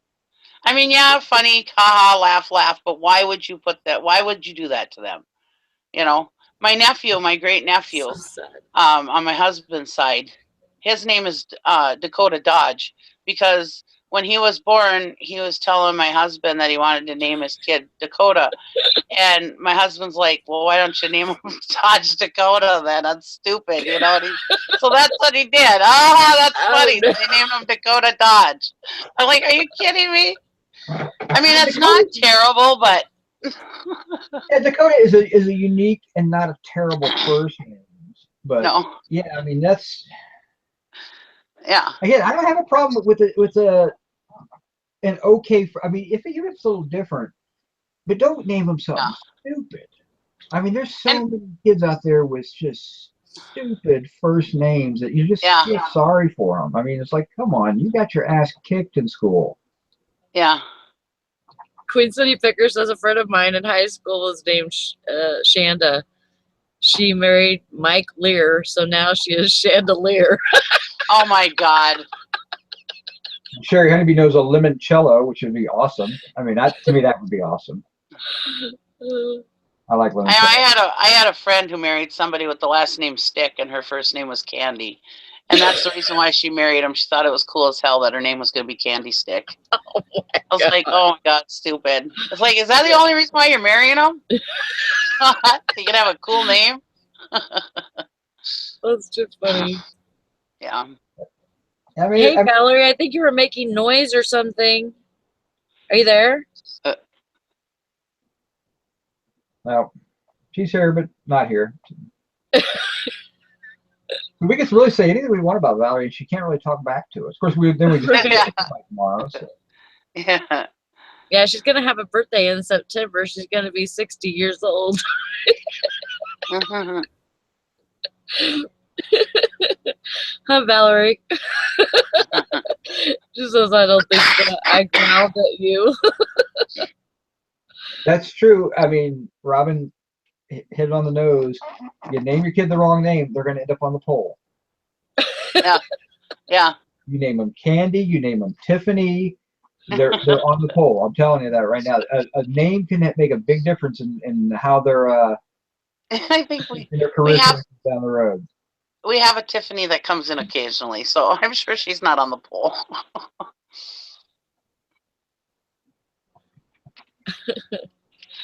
Grandma Wrinkle says, my two cousins, one named Marsha Lee, married a man named Lee, so her name was Marsha Lee Lee. And her sister was Loretta May, and she married a man named May, so she became Loretta May May. Oh my gosh. That is nuts. What were you gonna do? My niece, she named her kid. She was like, well, I want to name her something that she can have a cute nickname. It's like, now why would you name your kid so that you can name them something else? Why don't you just name them by the nickname? Because she wanted to name her Leah, and she's like, well, then people can either call her Lee or Leah or, or Allie. And I'm like, so why don't you just name her one of those things? I mean, now see, my name is Nicole, and everybody just called me either Nikki or Nick, nice and common. Yeah, I get Sal a lot. You get salary too. Salary. Yeah, salary. Yeah. Salary and Valerie. I had a nickname, Paris. That lasted a little while. Yeah. The only thing I hated about my name was in junior high. I don't know if I told this story. I probably did. But there was this kid named Chuck who sat behind me, and he used to sing Darling Nikki to me all the time during class. He'd whisper it in my ear, and oh my God, I got in so much trouble one day when I turned around and smucked him. Yep. It actually wasn't. And then I got in trouble again when the teacher asked me what I was doing or yelled at me, and I said he's calling me a whore, and then I got in trouble for saying whore too. It actually wasn't Paris. It was M.F. Paris Hilton. How did that end up being your nickname? Okay, it's kind of a long story, but one of my friends invited us over for a barbecue. So we're out barbecuing, and this is in California. She lives in like a kind of like a duplex kind of thing. Mm-hmm. And it's 2-story, but anyways, there's people right on the other side of her, right across the fence, and it was in a apartment building. So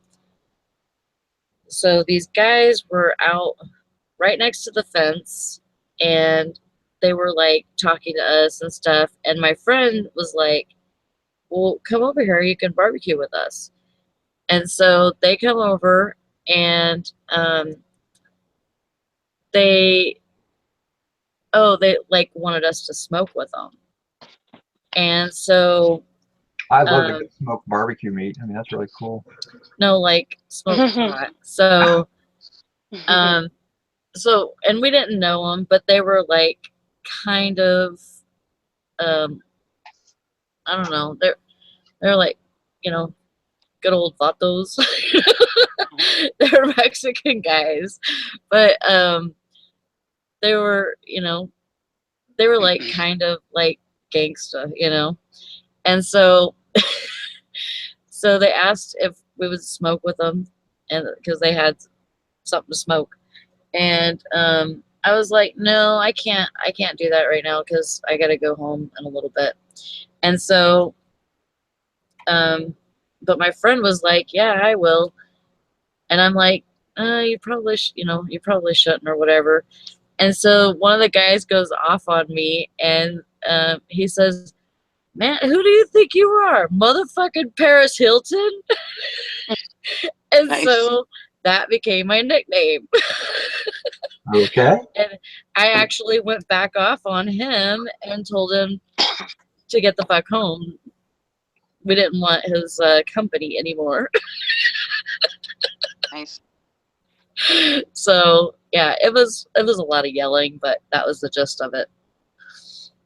You know, I'd never been a California. pot smoker. I only smoked a couple times in my life, and anyways, so Miss Naive me, anytime anybody asked me if I wanted to smoke, I was like, yeah, sure, you know.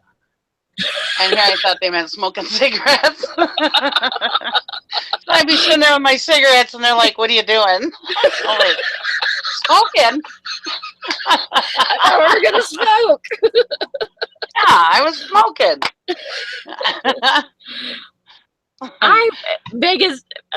Robin says, Val, Sally was a handful growing up, wasn't she? There's I a got it reason. from Valerie. There's a reason that Valerie did not like Sal when she was growing up. That's all I'm saying. No, it was because I followed everything that she did, but Valerie got in trouble for it first, and so I got in double trouble, and so that gave me like an edge. I was brought up in a good Catholic family, and so I was pretty naive growing up. Believe it or not. I don't believe it. It wasn't until I met my husband's family that they corrupted me. Oh, I see. Oh my gosh. Blame it on the husband's family. I was pretty naive when I was younger, but I was really naive. I really was. I mean, this one time I learned real good. my mother-in-law left my father-in-law, but they were still married because my father-in-law didn't want to divorce her because he wanted to make sure she got his retirement check when he passed away. Anyways, she had a boyfriend, and me and my mom, we went over to their house when we were planning the wedding, you know, and my mom's eyes just got huge because here you see my mother-in-law sitting on the couch with her husband and her boyfriend on each side of her. My mom was like, oh my God, I've never seen anything like that. Oh.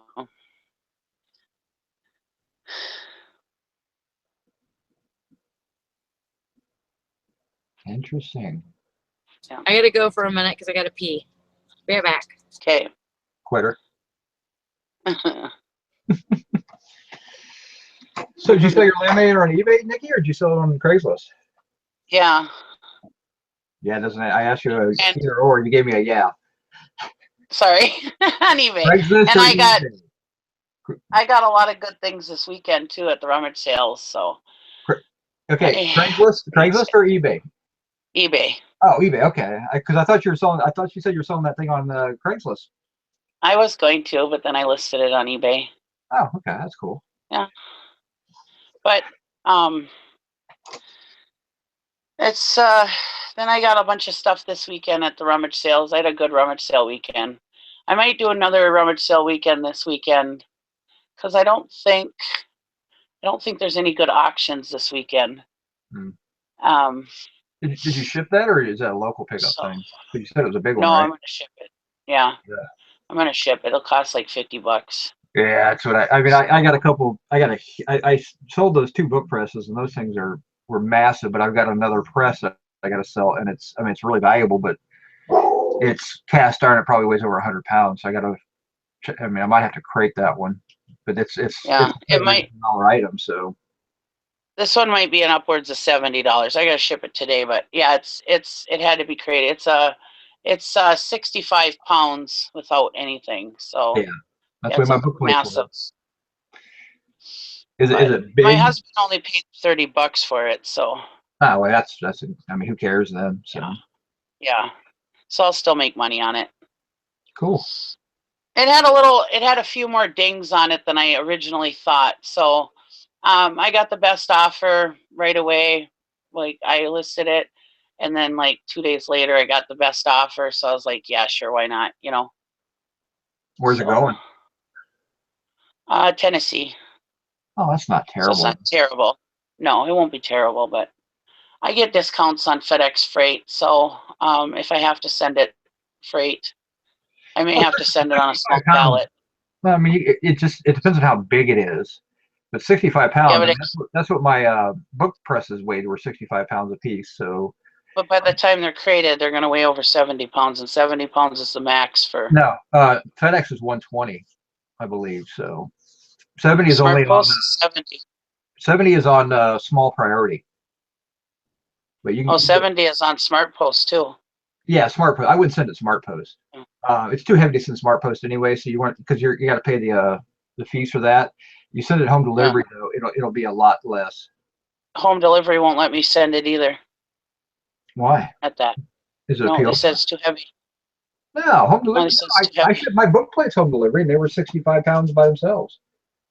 Huh. Yeah, it says it's too heavy over 70 pounds. Because home delivery is over 100 pounds.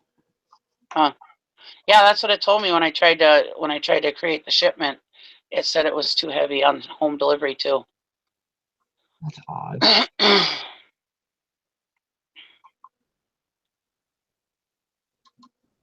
Yeah, because I was hoping it would be home delivery, because then it was only like $60 to ship it. But yeah.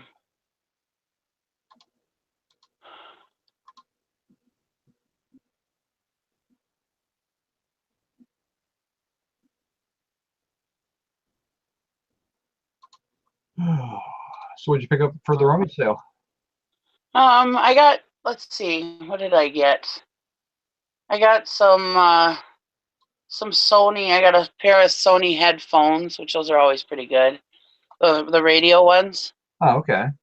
Where the radio's right on the headphones, you know, the Walkmans. I got some, let's see. I found some car parts, some good car parts. Which will probably, I've got about $10 into them. Those will probably make me probably a couple $100. I got, say, trying to think now. It's been so long. I got a couple receivers, good receivers. Paid like $5 for those each, Cool. and those will probably be about $100 and some receivers. Let's see. You know, there's something I really got. Oh, I got a bunch of washing machine and dishwasher parts. She's another auction person, and I remember this lot at the auction that she had bought, and she got it really cheap, and I wasn't paying attention when she got it, and they're all brand new parts, and I was pretty excited about it when I found them at her rummage sale, because she was only selling them for like $2 a piece. So I picked them all up. There's about 6 or 7 of them, so those should sell pretty good. I looked up one of them. One of them's worth like $60. It's a motor for a washing machine. So I haven't looked up the other ones, but so I'll do well on those.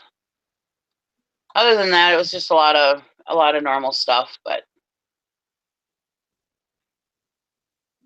just right now, it's auction season. It's kind of, you know, it's hit or miss with the auctions. You know, there's not a lot of auctions in my area right now on the weekends. So Yeah. depending on rummage sales, but I've got good stock anyways left over from other auctions too that I can list, so I never run out of stuff.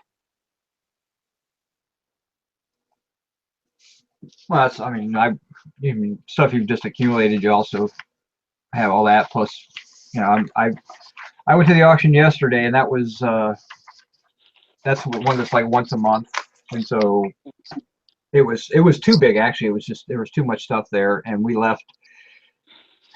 mainly because I had to get home to get my son, and the stuff I really wanted to buy was going to be like the last stuff they sold. It was going to be 3 o'clock before they got to it, and I picked up my son at 3 o'clock. So I mean, there was no way I was going to get that. Yeah. And it's all brand new in the box RC airplane motors, vintage ones. Nice. And the money was there. I mean, because I'm sure at that point I probably would have had to pay like $100 a box. But there was 5, 6, 7 motors in each box. Nice. And it was Plus, like at the end of the auction, you probably could have gotten a good deal because most people have left or are out of money or whatever. Yeah, it was, and that's what I was I was hoping they would get to those a little quicker, or they were going to be located somewhere near the auction. Somewhere in the middle or something like that. I could have dealt with that, but it was just too late. And I'm like, I hate passing up stuff I know I can make money, but couldn't just stay that long. It's just frustrating. Yeah. But I decided that, what, I need to take a little bit of a step back, and I'm in the process of reorganizing my whole area down here with my room changeover and everything. So if I get too much stuff in, then I get bogged down and I can't get the stuff listed. And that's part of the problem. And my stepson has been dropping off stuff, at a fairly regular pace. And he gave me 170 hard drives. They found that are refurbished. He brought me a big tote of vintage comic books, 10-cent and 12-cent comic books, vintage radio, some soldering machines. I mean, you have to start hiring your daughter to help you list. Now my daughter's thinking about going back to school to become a pharmacist, so I'm hoping she does that. Yeah. But yeah, she's really good. She got a good eye. That's good. That's good. She can help you at auctions. Oh yeah, she loves going to auction. I mean, and she benefits because she knows what she collects. I know what she collects, and I know to buy for her if she's not there. So she likes like old vintage medical equipment, things like that. Yeah. So I buy her stuff. If I see stuff like that, I don't worry about what it costs. I just, because she helps me out with so much other stuff, I just buy that stuff for her. Yeah. But if she goes to the thrift store, she'll keep an eye out for the stuff that I like, and she'll like Hawaiian shirts and stuff like that. She'll go and pick them up. Nice. Oh, I found some Red Wing boots too for $2. So it's gonna be good. Really good shape. Yeah, they're about 75 on eBay, so that'll be good. Got to get those up. That's good. Yeah, I was pretty excited about that. Oh, a little more extra money for my Pennsylvania trip. Heck yeah. When do you leave on that one? That's not till I think June 13th. I think it is. I would leave. Okay, plenty of time. Yeah. I'm gonna refresh for a second. I want to see something. It was just fun to get out and go rummage sailing for 2 days straight. I haven't been rummage sailing in so long. It was just so much fun. Okay. Can you hear me now, Val? I can hear you. Is this an AT&T commercial? Yeah. Yeah. Okay, so I refreshed, so Val can now hear me. Could you hear me before, Valerie? I'm just curious. Okay, so that's interesting. I don't know. I mean, I don't know what's going on, but I mean, I can't see your photo anymore. I see the blue screen on it, your icon, but that's just strange. Yeah, she looks like a president. Yeah. The other Jason said every time eBay takes those huge fees out of my account, I want to start my own site. Robin said I could sell a lot more bigger, bulky stuff too. Yeah, when they take out those fees, I mean, yeah, you want your own site. I mean, for the last about 3-4 years, I've wanted to start my own local auction site. But when you look into it, it costs a lot of money to run a site. It costs a lot of money. And the fees that we pay on eBay is a lot less than what it would cost to either have A, your own brick and mortar, or B, your own website. Well, you could do your own website. Unless you do your own hosting and everything, then it would be cheaper. But well, if you did your own website and you built a store, I mean, there's all kinds of storefront software out there and things like that. You could set it up. You might invest a couple $100 getting it up and running, but what you don't have is the SEO stuff, the search engine optimization, the tie-ins to Google, all that type of stuff. Now, if you have a way to get your website out there in front of people without having to really go down that route, that's one way. But it's a lot. There's a lot of behind the scenes of building a website, building a storefront, and all that. And then you have to get your merchandising processing set up, which PayPal would help you with that as well. But it's certainly possible. But what you lose is you lose the worldwide audience that comes and buys our stuff. That's the thing you lose. I mean, it's one thing to have a website. Yeah, your traffic. I mean, your potential customer base. You're starting from zero. Could you sell more stuff or bigger stuff? Yeah, maybe. Yeah. You know, but why can't you sell it on eBay? You know, you can do wholesale lots on eBay. You can do stuff like that. I know Jason does not have a Facebook for Business page. I don't know, Nikki, do you have a Facebook for Business? Yeah, I don't think most people don't. I mean, I've thought of having a Facebook page with all my stuff on it, especially the stuff that I sell locally, and so that I could just post. But I don't know how other sites like the garage sale sites and stuff that I post on, how they feel about you posting your website or your Facebook site. You know what I mean? Because I've thought of making or you could actually do a Facebook marketplace page, and you put your stuff up there, and then that'll help direct people to your website. I see people doing that a lot. Yeah. But yeah, if you want to do a local type deal, I mean, I guess you could do that. It's just one of those things. Yeah, I mean, it's to me, I just think you're better off on, you know, jumping onto a national platform that's already set up. And yeah, the fees suck when they come out, but the way to make those fees suck less is pay them weekly. Yeah. I mean, I hate to say it, but pay your fees weekly, and you don't ever have to worry about that big chunk. I mean, I laugh because, I mean, Dusty does really well, and he sells, you know, a lot of good stuff, and you know, he always means to pay his fees, and then he gets that big chunk that hits him. He's like, oh, that just sucks when you got to pay that giant bill, and he's like, I know I need to pay it every week, and I always make sure I pay at least half my fees every week.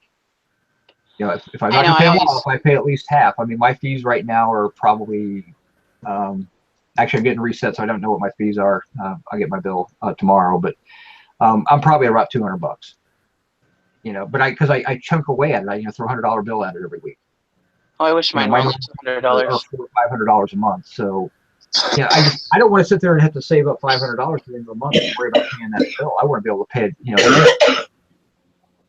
Yeah, I've got Cincinnati Picker's website, and I look at his auctions, and he doesn't get crap for what he sells on there. And his auctions, he runs his auctions way too long. There's no sense of urgency. 12, 14-day auctions, and that's what's hurting him. He needs to be running like 5-day auctions. There's a lot of things he's doing wrong. Now, the good thing that he's doing right is he's in Cincinnati, and there's not that many of those local online auctions down there, so he has a possibility of building that up. Up here, there's a lot of those online auctions. So I bookmarked him because I was just curious what it is. He's too far away for me to buy from because down Cincinnati, it's like an hour and a half for me. And I'm not going to drive that far to pick up stuff I can pick up locally for the same price. But yeah, I mean, it's a start. I mean, and like I said, it's okay. But he probably paid $1,200, $1,500 to get the auction software, and then he's got to pay for hosting, and the hosting.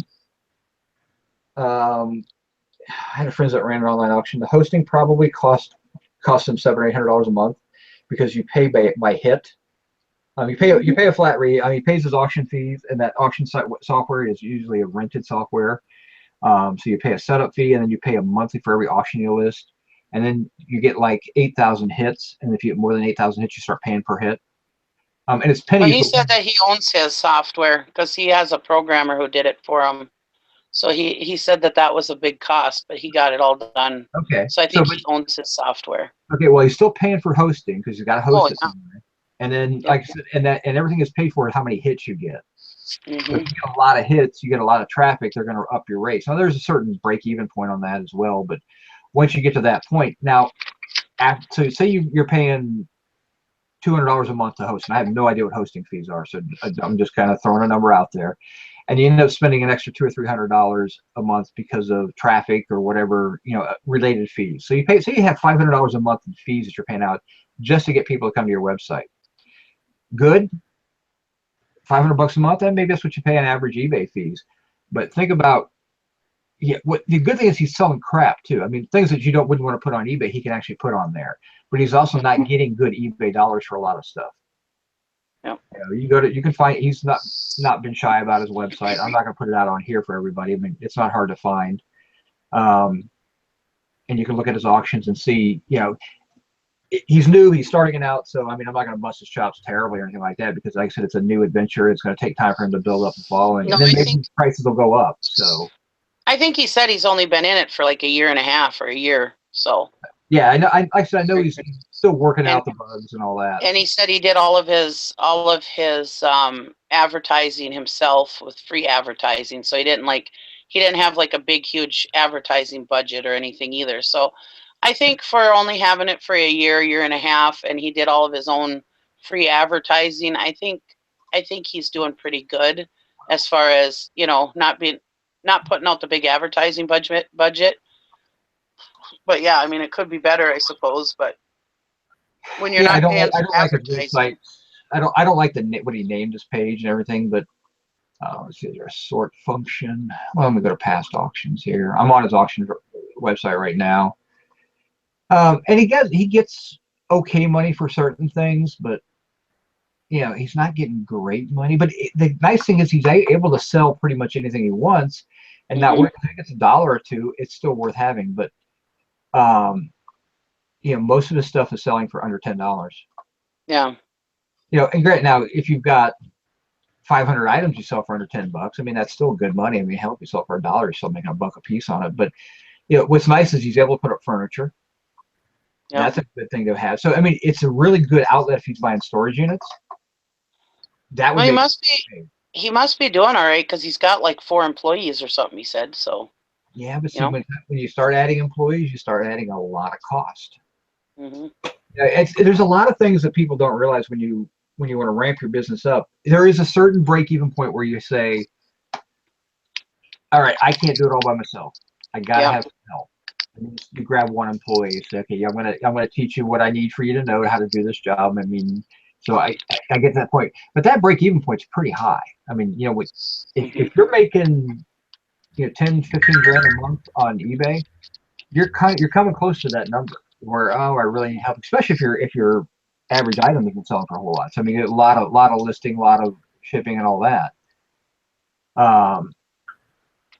So you got that involved, and then you throw an employee on there. Well, an employee is just pure cutting into your profit. So if you were making $8,000 a month in profit, you're paying somebody $10 an hour, and they're working for you full time. That's $1,600 a month in pay. Also, probably another $400 a month in additional taxes and benefits and stuff you got to pay on top of that. So you're all talking a $2,000 employee. You've just taken a quarter of your profits and paid to somebody else. Now, can you make that money up? But hopefully you can. You can actually ramp that $2,000 a month gets paid for by the amount of work they actually do for you. But if you got 4 employees, can you quadruple your output? Maybe. I don't really know. I mean, that's one of those things you got to start taking all that stuff into consideration. Getting an employee to help you list too soon can kill your business. Yep. He says he did $18,000 in a month. Well, that might be good. I don't know what his costs are. Yeah. Yeah, and Jason, the other Jason saw me at the point where he can't do any more on his own with his wife. So that's at the point where, like, hey, do I need to hire an employee? And before you hire an employee, go out and make sure you've done everything right. And you're doing all the taxes and the work and the rules and workman's comp and all that crap right. You can't do it as a 1099. It doesn't work in this type of business. Yeah, now you can hire a temporary worker. You could go to a temp service. Those temp services you're going to pay about $14 to $15 an hour, but you don't have any other related cost. Yeah. So if you want to hire some temps to come in and sort and just sort it out, lay it out, and I'll come through and I'll evaluate it over, that's okay. I do that. I used to hire temp workers for Ollie's all the time. I mean, I I had the accounts with them, and if I needed, you know, a lot of times we'd get a truck that would go out overweight, and we get caught at one of the weigh stations, and they would park the truck. And I was the guy they would call, and I would go down and I would meet the truck, and I'd have another truck come out. And I'd get temp workers to come and half unload the truck and put it in the other one and set the whole thing up. So I mean, there's, you know, we always, I carried seals in my car for stuff like that. I mean, you know, so temp workers actually work. I mean, and they're really good about, you know, picking up the phone and calling them. You can schedule them out if you want. You know, the nice thing is you don't have to, you're not paying all that extra fees, and you're also, if you have a slow week of selling or a slow week of buying, you're not paying for somebody sitting there doing nothing. Yeah. I would probably go with a temp worker to help. I mean, I could use a temp worker to help me organize. I mean, don't get me wrong. I'm not going to pay somebody to do it myself when I just need to get off my fat butt and do it. But there is a certain time frame where it does make sense. Yeah, but when I've gone to big auctions and bought tons of stuff, I've hired temp workers before just to help me load and unload and stuff. When my nephew's available. That's fine. I mean, that's, if you got friends you can call, or, you know, hey, I want to call, you know, there's the guy that hangs out at the auction, doesn't make a whole lot of money, he's always looking for tips, or he's always looking to make a little extra cash, and he'll do anything. Those are the kind of guys that are great. Yeah, because you throw them a 20 or $30, get your truck loaded up for you and get it all set up right, and they'll do, you know, 4 or 5 of those loads a day, and they'll make $100-$150. I mean, you know, or work for tips. I mean, they'll take just about anything. Those are great, those kind of people. But if you want to have somebody come to your place of business, your house, your garage, your warehouse, whatever, and you want to do it right, there's a lot of cost involved, and that cost is at a cost of your profit. And so you have to kind of think about that. I mean, as always, one of the things we always used to say was the biggest expense line that you can control is your payroll. Yep. You know, that's the biggest controllable expense. You can decide how much money you're going to spend on payroll and how much money you're going to spend on overtime and all that type of stuff. So if you can control your payroll, you can control your store. And we thought of building a bigger building than what I'm building now, what I'm going to be building now, so that I could do my auction site. But because out here I can't find any kind of warehouse to do that in. So, but well, yeah, I mean, finding a spot to hold an auction is easy. Finding a spot to hold merchandise for an online auction that's running for 10 days is difficult, because not only are you running that auction for 10 days, you're actually out building and buying for the next auction. Yeah. You know, that's the hardest part about running an online auction site. And most of the ones around me actually have about 7 or 8 different auction writers writing auctions for them, so that they can actually go out and they got one running. As it's getting close to ending, they're launching another one. So they want constant hits on their website. So if I go to my website tonight and look at it, so there'll be probably, I use about 4 or 5 different main auctions that I go to in Columbus. And on any given night, there's probably 8 to 10 auctions closing.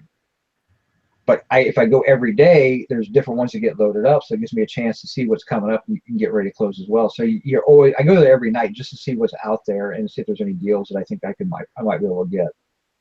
But if you're running your own site and you're the only game in town, great. But that means you also got to be the one that's working and loading up the next auction, and constantly doing it. So. I've even thought of piggybacking with the other there's a big online auction here in my area, and I've even thought of, because they have it where you can piggyback off their site. Yep. You know, just be their affiliate. And I've thought of doing that. That's actually the best way to, if you're going to break into online auctions on your own. I could do that right now. They've offered me several times to come in and learn how to write the auctions, because it's learn how to use their software, and they get a cut of whatever you sell. And I've had that. I've thought of doing that, but I got to find a building. And so for me, they wanted 25 or 30%, about what you would pay at a live auction, to do it. And then I could actually sit there and just put my own stuff up individually. But you know, when I buy stuff, put it on eBay, because I want the worldwide auction. Now I get a lot of crap, and it's stuff that I donate. I could have probably put it back on there, but I'd rather take it to a live auction and take my chances. Yeah. You know, let me get rid of it all at once, and then I'll be good.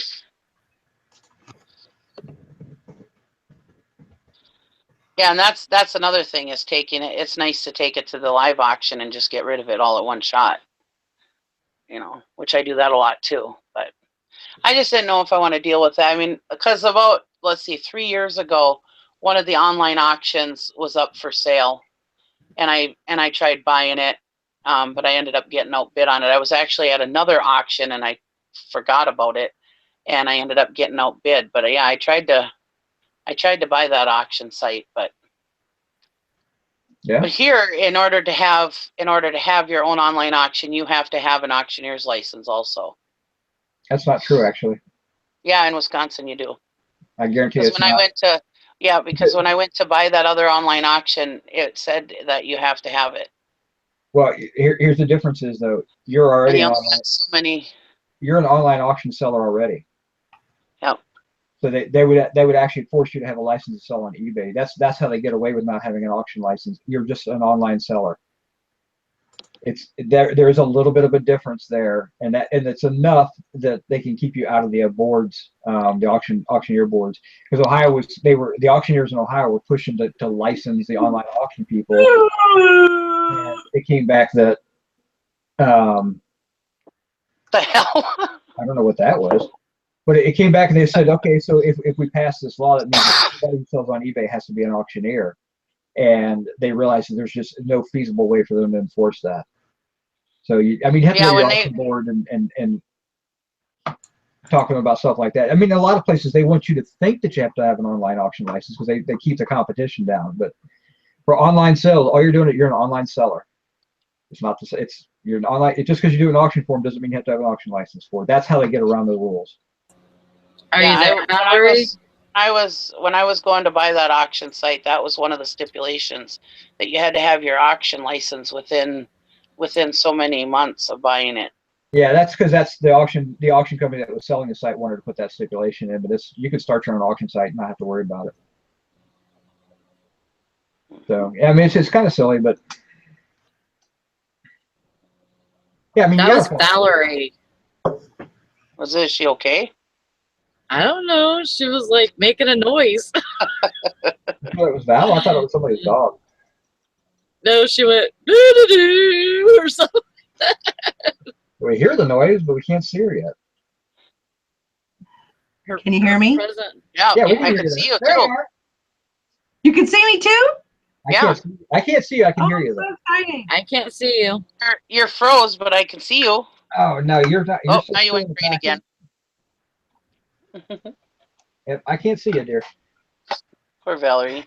But I mean, there are certainly ways to increase your business to actually go out there and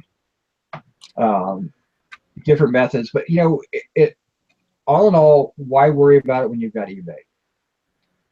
If you want to sell, if you just can't, if you do so much volume you can't keep up with eBay, then that's the time maybe you need to hire some people. Oh. But most of us waste more time than we actually spend working. Yep. Let's be honest. I mean, I spend more time researching and buying than I actually spend listing. In that I'm trying to get myself on a schedule where I need to start, I need to work about 7 hours a day. I actually work about 2 to 3 hours a day of actual listing, cleaning, and getting everything done. Yep. I do a lot of research. I mean, a lot of my time is spent researching, but I waste a lot of time. Well, that's like before this hangout, I was so focused. This hangout is such a time suck. I mean, I was so focused before I started doing this hangout. Really, Nikki? You're gonna blame it on us? That's lousy, man. But I'm telling myself now I have to work during the hangout no matter what. But today I'm not. But for me, the hangout is Good I wake job. up, I have some coffee, eat some breakfast, then it's. But again, you can schedule that stuff. It's no different. I mean, there's no reason you have to work 8 to 5. That's the beauty of having this type of work. I mean, I worked yesterday all day, buying stuff, going through it, figuring out what it's worth, and helping Jason with his stuff. Because that's what I consider that work. Because not only am I helping Jason, I'm learning about the stuff he had. I never knew illusionist cards were worth that much money. So if I see them at an auction, I know I can make a lot of money on those things. So to me, that's also work. It's putting me in a good place for when I do see that stuff down the road. But yeah. And I love being on this hangout. I don't mean to say that as a bad thing. I'm just saying it is a time suck. Because before, see, the thing is when I first started out, I didn't have internet on my tablet. I only had internet on my phone, where my phone is where I do all my work. So when I would be on this hangout, I'd be on my phone. Well, then I couldn't work because I was on my phone. Yeah. But now I have it on my tablet, so I can have the hangout on my tablet and I can be working on my phone. So now it's not such a time suck. The other Jason And said that was 15 that minutes. was originally why I started, because I mean, at first we were going, 4 hours. It wasn't no big deal for us to go 4 hours. And but now, and that's why I kind of wrap up the show around 10:30, because I don't get a lot of work done when, I mean, I know that that's basically what we set it up to be, was a working hangout, but I don't get a lot of work done. No. I'm talking, and I'm talking in the chat and stuff, and it just takes you away from your work. Yeah. But It does take you away, but this type of work, you don't have a social life. No. true, So if you very get true. you get a couple hours of socialization with other people that you're actually learning from and seeing and getting motivation from, while it's not True. technically work, it is helping you work. It helps you get Yeah. to the next day. It helps you get to what you're doing. Right. The other Jason said he does 15 to 20,000 in fees a year, so he's doing $90,000 to $110,000 in eBay. So maybe you're at that point where another outlet certainly wouldn't hurt, especially if you pass up things that you could buy but you don't because they're too big or bulky. I could see that. I don't pass anything up because it's too bulky for eBay. Well, I I mean, sell anything on eBay. You're not selling armoires on eBay. You're not selling antique furniture on eBay. I mean, you No, could. but I've sold big Yeah. manufacturing machines. Yeah, that's a little. I mean, the money is there to sell that. Though you sell a machine for $5,000, you don't really care what it takes to get it to them. Well, I always just set it up so they do it themselves. Yep. And they figure out freight and everything, and I just palletize it for them, and they pay me a fee to palletize it, and off it goes. So I mean, that's the type of stuff that you can do, but you gotta, don't. All I'm saying is the cautionary tale is don't ramp up when you don't need to ramp up. Ramp your own butt up as first, and then once you're working as hard as you can work, once you're working 60 hours a week, and your spouse is working 60 hours a week, and you're being very successful, then you can start thinking about what's the next step. Oh. That's Yeah, most of us don't work that hard. No. It's because Yeah, don't ramp up just because everybody else is ramping up. Yeah. Mm-mm. A lot of those guys ramp up and then they immediately ramp down 3 months later when they realize how much money they've blown. Yeah. Yeah. So it's just like going to get a warehouse. I've been contemplating getting a storage unit to move my unlisted inventory into my storage unit and then slowly work off of there. And I have a 2-car garage and I have my whole basement here. So the only reason I would do that is because I'm thinking about organization, and it would help me actually get better organized because I didn't set my house up correctly first, and I just kind of jumped into it, and now I really need to think about it. I have all That's my what I thought too. Well, I have all my listed inventory in a 9x9 room, and that room is bursting at this point. And so I have to kind of think about where can I keep my listed inventory as opposed to my unlisted inventory, and I'm running into things where, and I need to be able to get in my garage. I mean, I keep my car in my garage. I keep all my household stuff. I have a shop out there, so I need to be able to use my garage for a garage as well. And so I'm really contemplating. But I hate shelling. It's going to cost me $120 a month for a storage unit. Yeah. And I just hate shelling out money for something. It's like, do I really need to do that, or do I really need to just kind of reorganize and say this is where this stuff is going to go, and listed is going to go here from now on, and I'll work on it. I'm struggling with that contemplation right now.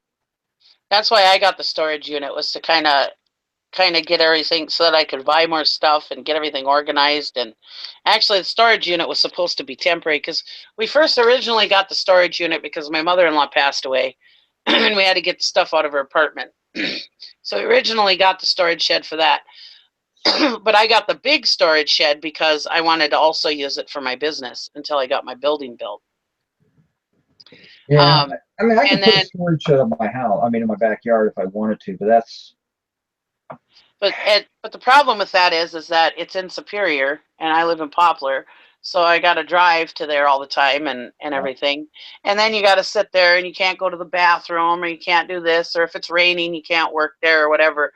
So when I get my building, that's going to cure a lot of those problems, because now I'll be at home. I can do it. I can work in my building, come in and go to the bathroom if I need to, whatever, but I think my building's going to be making a big difference in my life. Yeah. Well, and that was the thing with me too. I mean, I have a 3-bedroom house. It's only me, and I had a storage unit for my listed items, and I couldn't make sense. It didn't make sense to me to have a storage unit. I mean, I was only paying $25 a month. From what I've heard, that's really good. Yeah. As from if other the people. storage unit I could buy was only $25 a month, I'd have 2 of them. I mean, Yeah, but that's my storage unit is only 65, so yeah, but I couldn't see, in the dead of winter going over there, and it's just right across the street, but I still couldn't see walking over there, digging through stuff, in below, 20 below weather, and I had room here, I had an extra room. I just had to make it work. I had to, figure it out. And I had a full garage too that I could, work out of too. So I just had to utilize some space and figure it out. And that saves me $25, and I can, it's controlled and I know where it's at. And so I think that was the smartest thing I did, was moving everything into the house. Well, another thing I wanted my storage shed for was because it was in town. And right now, if I do rummage sales, I go do them at my dad's, like I've said before. And but I wanted to have it at the storage shed so I could just pull shit out and have a sale if I'm there working one day, But then I found out that storage shed, it's against their policies to do rummage sales because their insurance doesn't cover it. So that didn't work out for me either. So yeah, I'm pretty excited when I get my building because then I'll be home. But in the summertime, the storage shed is great because I don't have to worry about the weather and everything, But in the cold dead of winter, yeah, the storage shed sucks, having to go find stuff. Yeah, but if you set the storage shed up to where, I mean, if you don't put junk in your storage unit, if you say this is all good stuff that's going to go on eBay, I just don't want it in my house right now because I'm not ready for it. Yeah. That's one thing. I mean, especially if you bring a load home or something like that, and you've already gone through it, it's all eBayable. I mean, that's where my inventory is all eBayable. Well, that was the original reason. Organized right at first. Yeah. Mm-hmm. So that way, if I you really, you're like, oh crap, I need to go get some stuff to list. You go in, and you don't even look. You just grab the first tote you grab, and you throw it in the truck. Okay, I'm gonna go list this tote. That's or if you have it seasonally, it's okay. That's more summer stuff, and it's winter right now. I'm not gonna quite list it, but I mean, it's one of those things. I mean, that's why I told my daughter, and I'm not buying anything for right now. I'm not even looking. I'm not even checking my auction sites or anything. I got to get through some reorganization, and I got a list. I said last week I brought home stuff that's probably worth $5,000 or $6,000. I just got to get it all up. So it's one of those things where it's been a great week of getting stuff. It's just I got to get it up now. My thing was, and Mike actually, he tried to get me to put all of the unlisted things in the storage unit at first. But I kind of fought him on that because if I don't see it, out of sight, out of mind type of thing. If it's not, in my grasp and I don't see it all the time, then, I'll forget about it and I'm just going to go buy more stuff and more stuff, and yeah, you can do that way. You kind of control it when you see that stuff and you see that your stuff is getting up to the ceiling, then, well, I need to, stop buying and start listing.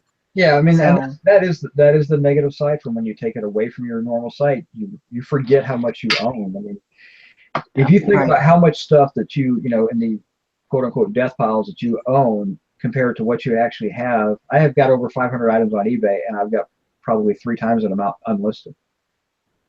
Right. think about that. I mean, of individual items, I've got 1,500, 2,000 items that aren't listed yet, and I'm still out there buying. I mean, it's a habit. Right. Oh, it is. Most So definitely. Yeah, but more. like right now, like in the wintertime and stuff, our auctions aren't as plentiful. A lot True. of crap comes through the auctions. So a lot of the good stuff that I have gets me through the winter too. There's many Right. auctions that I go to that I don't buy anything because there's just such crap in the wintertime. Now in the summertime, the auctions are plentiful, and I'm going to every auction that I can, and I'm buying up all the stuff I can. And that's where the storage shed comes in handy, because I can stockpile that stuff for the winter True. time, because then also I don't mind selling big stuff. Now, like, I can go and buy, like that time I went and bought those 4 paint dispenser machines. I'm going to make bank on those as soon as I sell them, Right. and granted, I haven't sold them. I haven't listed them yet, but I could sell them locally quick, if I wanted to. I mean, that's, the money's there. It's not like you're losing money when you buy the stuff. It's just a matter of having the time to get it up. And Yep. Well, and then it was wintertime, and I have to clean them, so they're in my storage shed, so I didn't want to do anything during the winter. So this week I'm going to go over and get them done and get them listed. Yep. I mean, that's, I said, I'm sitting there looking, I just turn my head and look, and I'm looking at over $1,000 worth of stuff easily within a couple feet of me that needs to be up. So, I mean, that's, I mean, some of the stuff I just bought yesterday, but this is all stuff I bought in the last week. I mean, I got a tote of comic books that's probably worth $500. I've got a tote of soldering equipment that's worth $350. I mean, it's just stuff that you accumulate. Sometimes when you get stuff in big bulk, it can definitely take over. Mm-hmm. And it was nice. That one auction, I went and bought those. That online auction, I bought those hospital beds. I bought 3 hospital beds for $150, and I sold them for $1,400. Now, if I didn't have the storage shed, I wouldn't have been able to do that. Yeah. I only had them in the storage shed it took me like 3 months to sell them, but I made good money on them.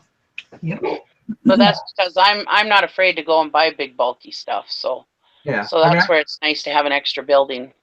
I actually thought about renting a warehouse and actually working another warehouse. It just doesn't work for summertime with my son, although I probably could set him up a computer and place to play and relax and everything, but I just don't think it would be quite the same. But I don't know, I might do it maybe when he goes back to school. I might think about doing something like that, because I got there's a local little office place that I can get you get 2 small offices, and you get a bay that's actually, it's a roll-up door bay that you could actually pull a couple of trucks in if you wanted to, for like $500 a month. Mm-hmm. So I mean, if I'm going to pay I think it's like 140 for a 10 by 20, I'd be getting more like a 20 by 30 plus 2 offices I could actually run out of, and then I'd have to decide about listed and unlisted, but it would be a great setup. But then again, I'm creating a job that I have to go to every day. Yeah. And that's the hardest part, is when you create a job, I'm adding $500 worth of expenses. Yeah. Plus an internet, plus an alarm system, plus all that. I mean, by the time you add it up, you might spend $700 or $800, and then finally, that means you got to ramp it up. It's just like putting an employee. It's the same thing. Yeah. Well, that's like my storage shed is $65 a month. I mean, you can list one thing and make that $65 a month, to pay for it, Yeah. So. Yeah, storage unit is no problem. I can make that extra $100 up. I mean, I blow that much on freaking frozen Pepsis every month. So, I mean, it's not hard to make that $100 up, $150 up. But when you're talking about a 5 or 6, especially when you have to sign a lease, I mean, you're on the hook for a year. Yeah, that's a little bit different animal, and you have to kind of really contemplate, do I really want to do that, and how much of it is going to cost? And I get an extra electric bill and an extra cooling bill, and we all can't get a good deal like Dusty did on a warehouse. Well, I mean, and Dusty doesn't use his warehouse as much as he should. I mean, he knows that. But he got a really good deal on that. I mean, yeah, he got awesome. He got a smoking deal on it, but it's still a cost of doing business. Oh, it is. It's allowed him to actually buy storage units and get bigger stuff. But I mean, it's and that's kind of the option there. But I don't really need to buy more stuff. I need to just get more stuff, more crap listed is what I need. And that's why I wanted my husband to build the building here. See, I live out in the country, so I can do that. And so that I'm not going to a job. I'm going out to my yard. Yeah, it's a little different when You know. when you're jumping off your own network. I mean, well, you're using your And phone, right? I'm here, so I don't need to have an alarm system. I don't need to have every, you know. So I mean, my expenses will be minimal. The only expense I have is the building itself, which if I go with the VersaTube building like I want to, it's only going to cost me $4,000 to build the building. Yep. So, and I'll make that up, no problem. Yeah, because I mean, the building has value in of itself. And I can write it off. Yeah, and yeah, you're right. You can write off all those expenses that go along with running your own business and all that type of stuff, but it's still a big bite to think about. Yeah. But I'm not quite where I'm comfortable making enough to pay, say, $800 a month out. I actually collected all the stuff I need for my building, free, almost all free. And but I think for my husband's sake, I think I'm going to go with the VersaTube building because it's a lot easier for him to put up. Yeah. I mean, for me, I do between $3,000 and $4,000 a month on eBay, and that's, I don't work it very hard. I can double that if I really busted my ass. And if you had to have a warehouse space or whatever, then you'd end up having to work harder. Yeah. Do you want to do that? Well, hard work doesn't bother me. I used to work 80 hours a week. That doesn't bother me. It's just, being a single parent is a little bit more difficult. Exactly. Yeah. But at that money, because that's gross. That's not net. I mean, you probably take away a third of that for all my expenses and buying and taxes and all that stuff. So, I'm making $2,000 to $3,000, say $2,500 I'm clearing every month. Yeah. And again, that's not a huge amount, but I don't have that many expenses either. And I have another $1,200 coming in from Social Security for my son, for my wife's passing away, and then I don't have a house payment. I have one car payment. I mean, I don't have huge expenses either. So yeah, you kind of have to look at stuff like that and go, okay, that's not a big. I don't have the bills that a lot of people have, but when I'm bringing in $40,000 a year with no real bills.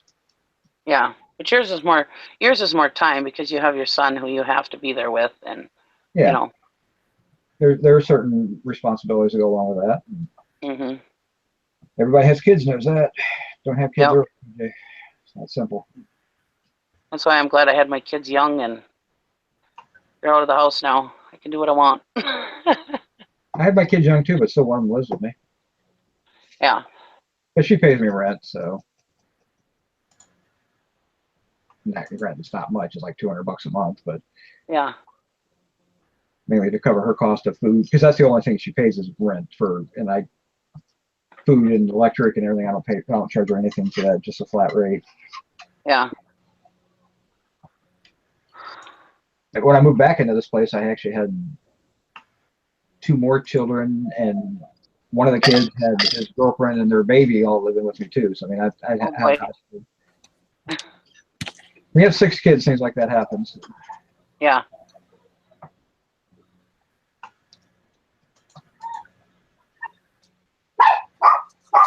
Knock it out. My one daughter, she doesn't want to move back in. She doesn't like living in the country. She doesn't want to have to go back and forth to work as far as she does. So she likes in town. So I was like, well, whatever. If you can afford it, live there then. My daughter's the only one that actually abides by my rules of, you got to pay me something to live here. Yeah. You're at that age where it's time to stop being a freeloader. The only rule I had, if you were in college, you could live in my house for free. Yeah. I don't care. I mean, you're going to school, you're trying to better yourself. That's fine. But if you're out there working, you have to pay me. And my rent was very reasonable. I was 25% of your take-home pay, up into at the time it was like $225. So your max amount. I mean, if you worked a full-time job and you were getting $10 an hour, I'm getting $225 out of you. But if you work a part-time job, or you're only getting 20 hours a week and you're making $8 an hour, I'm not getting anywhere near that amount. So I did it as a sliding scale. If you work harder, you keep more of your money, I top out. Yep. And that's more of a teaching a responsibility thing. Yeah. But yeah, I've been on my own since I was 18. So get out there and make your money. And you'll ramp up, TJ. Don't worry about it. Finish school, finish high school, go to college. If you want to go to college, go to community college. Whatever you want to do.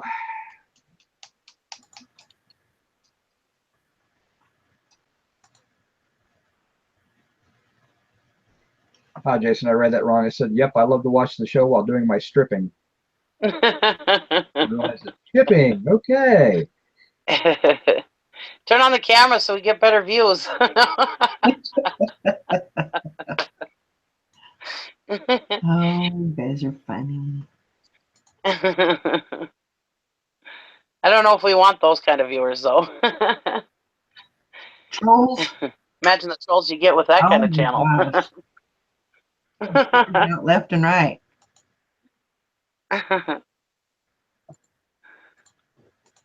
My husband wants to quit his job. I think he'll be quitting within the year. Is he at retirement He's doing age? eBay too. So. No, Ah. he'll be doing eBay too. So Yeah, Natalie, I agree. It's being a single parent is brutal at times. yeah, I bet it'd be tough. I mean, I get up at 6:45 every morning, and I go to bed usually between 1 and 2 every morning. Mm-hmm. And my son has autism, so it's a little different because my son's autistic, so I'm a little bit more involved. Yeah. Sure. But I mean, he's really good. It's not like I have to be with him every second. He's really good about being on his own and doing his own thing, and he's growing up and everything. But it's not like I can, hey, go make yourself a sandwich or something like that. He doesn't quite get that. He's working there. We're working on that, but there's other things that I have to help him with, and I'm okay with that. That's the deal. Yep. That's those new Taco Bell crispy chicken things that she's eating. That's what we do for our kids. It's. Yeah, it's no different than having any other child. I mean, that's the way I look at it. It's just understanding the way your autistic child thinks and what their current obsession is, just like any other child, and understanding that's what they're wholeheartedly bought into. I mean, it's no different. I mean, I said I've raised 5 other ones besides him, so Yeah. I don't really see it as that much different. But again, my kid is very high functioning, and so I'm very lucky in that respect. You're very fortunate. Yeah. How are the Taco Bell chicken bite things? Sally. Oh. They're from Taco Bell. They're the new naked chicken chips or something. The Taco Bell things. How are they? They're actually kind of good. They're just like chicken nuggets, but they're shaped in a triangle and they're crispier. Pretty good though. Like very white meat. Pretty good. Stop it. But this is what I opted to get. Oh gosh. What is This that? is a taco it's a pizza? BLT pizza. Ah. BLT pizza. Where'd you get that from? Busilli's. The local place. Huh? Is that a local place? Oh yeah. Yeah. Sugar Mom says she's a single parent with 2 adult children who are autistic that will probably live with me until I die. Yeah. I mean, she has the nightmare that I have every day is what happens after you're gone. Yeah. Right. That would be the toughest part. Yeah.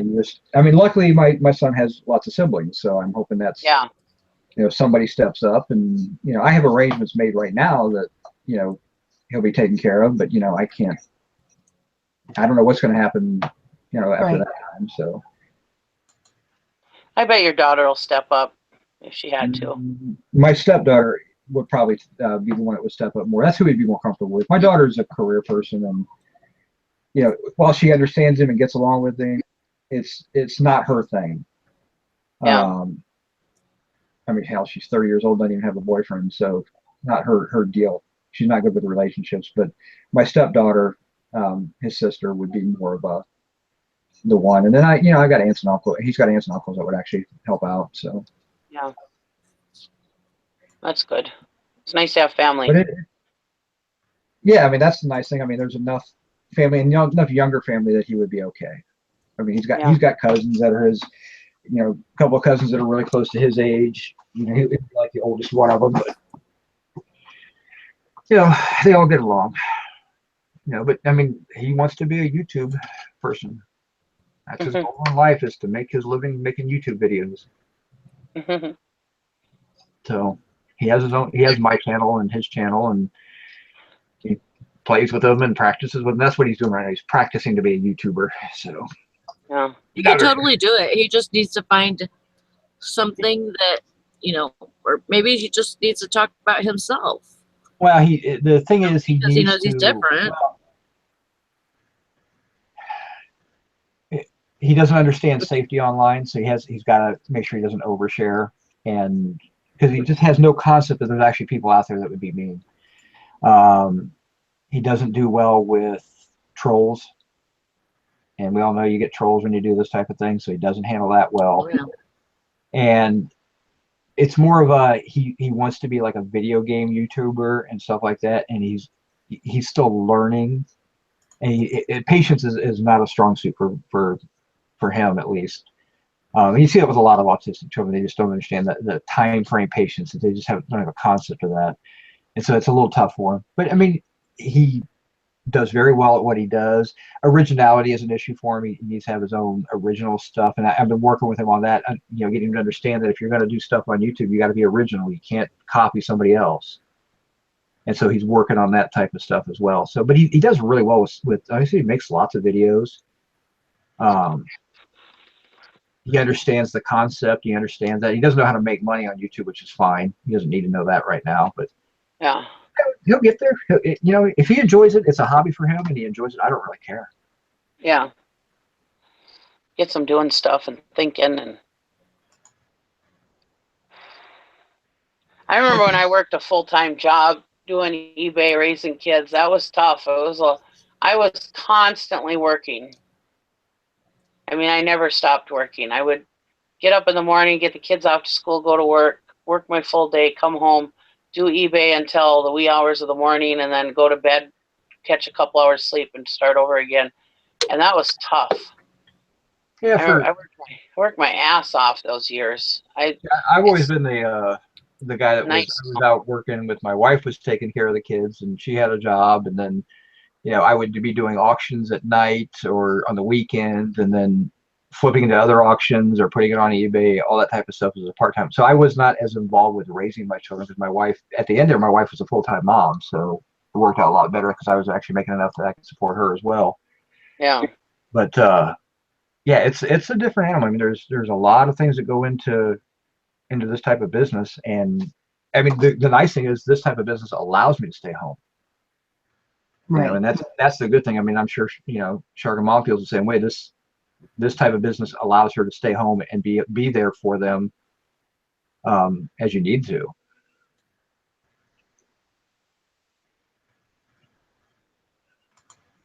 Yep. Yeah, I mean, I wish I could get him interested in this type of work. He doesn't mind going out and shopping. He doesn't mind going to auctions, and he gets the concept of buying to resell. But I don't know if I can get him interested in the actual part of the business. It'd be great if I could. But I give him a few. I mean, he's just going to turn 14 this year, so he's young. So Yeah. And I always consider him about 3 years behind his age. So when to me, he's a 13 going on 14-year-old. It's more like a 10-year-old going to 11. Yeah, that would be awesome if you could get him into the business and work with you. Yeah, that way he could actually. I mean, this would be a way for him to make money, do YouTubes, and still do everything that he really works. So. Yeah, and just spending time together. I mean, I wish so bad my kids were into this, because I love spending time with my kids, and they like spending time with me too. And I just wish they were. I mean, they're like they don't mind going to auctions or rummage sailing with me or whatever, but that's about the extent of it. But yeah, I wish. And my youngest daughter, she enjoys doing the rummage sales. She loves doing that. But then again, they got their own lives and stuff, so they don't have time to do all that either. So, but. Yep. envy Well, people's kids that do it with them. I think that would be so much fun. well, the one thing, I mean, I've taught all my kids to do eBay. I mean, my stepson did it for a while, but he's just not that interested in it. But as I always try to teach, the kids is like, you know what? No matter what you do, as long as you haven't screwed up, you can make money on eBay. So maybe you're out of a job, maybe you're not working, maybe the economy crashes, or you get laid off or something, you get sick, you can work from home. It doesn't necessarily mean you're going to make a lot of money, but you can pay your bills. It's part of that hustle. I mean, it's you try to equip your kids with the tools to survive, and eBay is a great survival tool. Well, that's why I get excited when I see people like that 17-year-old that's watching us, and that yard sale hunter and those people. I get excited seeing those guys, because it's like the sky is the limit for them. I mean, if they play their cards right while they're living with their parents and making all this banking this money that they're making, they could really, really start out life on the high end. I mean, Oh, I yeah. just think about all the struggles that we deal with when we're first starting out in life, Yeah. and I mean, they could bypass all that if they played their cards right. Well, yeah, having the opportunity, because we didn't have it back when we were younger, to start out doing stuff like this. I mean, back then it was all live auction, but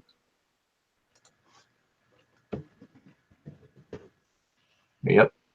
Show your parents that you can make money without going to school and everything, but and then decide what you want to do. Because I mean, it's crazy. We make a 17-year-old, 18-year-old decide what they're going to be the rest of their life.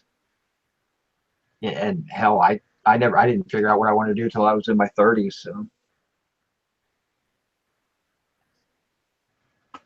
but oh well. And that's the thing, I mean, and it's paving the way to, if like me, I thought I was going to be a truck driver for FedEx Freight the rest of my life. I loved it, and I stayed within 200 miles of my house, so I was home every night. Loved it. And but then in my 30s, I ended up getting hurt on the job, and I can't do that anymore. I guess if I had to, I could, but I don't have to now. I can do what I do. So I mean, just to have that as your backup plan is nice.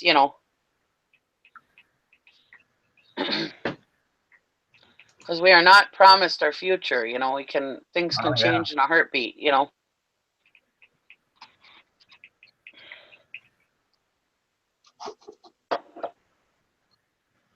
All right, guys, I think we're going to go ahead and wrap it up for the day. Hope everybody has a great day, and Lots of y'all can hear sales. me, right? Yep. Yeah, we can hear you. Okay. Just to make sure that I'm not just, talking out of my ass or anything. Sorry. But hope everyone has a wonderful day and lots of sales. You too. Get your 20 listings in for the day. And don't forget to check in on the Thrift and Bitches site. There's a pinned post. So you can go over there and check in and say that you've done your 20 listings for the day. And we'll see you all tomorrow. Bye, everybody. Hopefully, I'll be on Bye, time. everyone. And I won't have a hat on. So we'll see y'all later. Bye. Bye.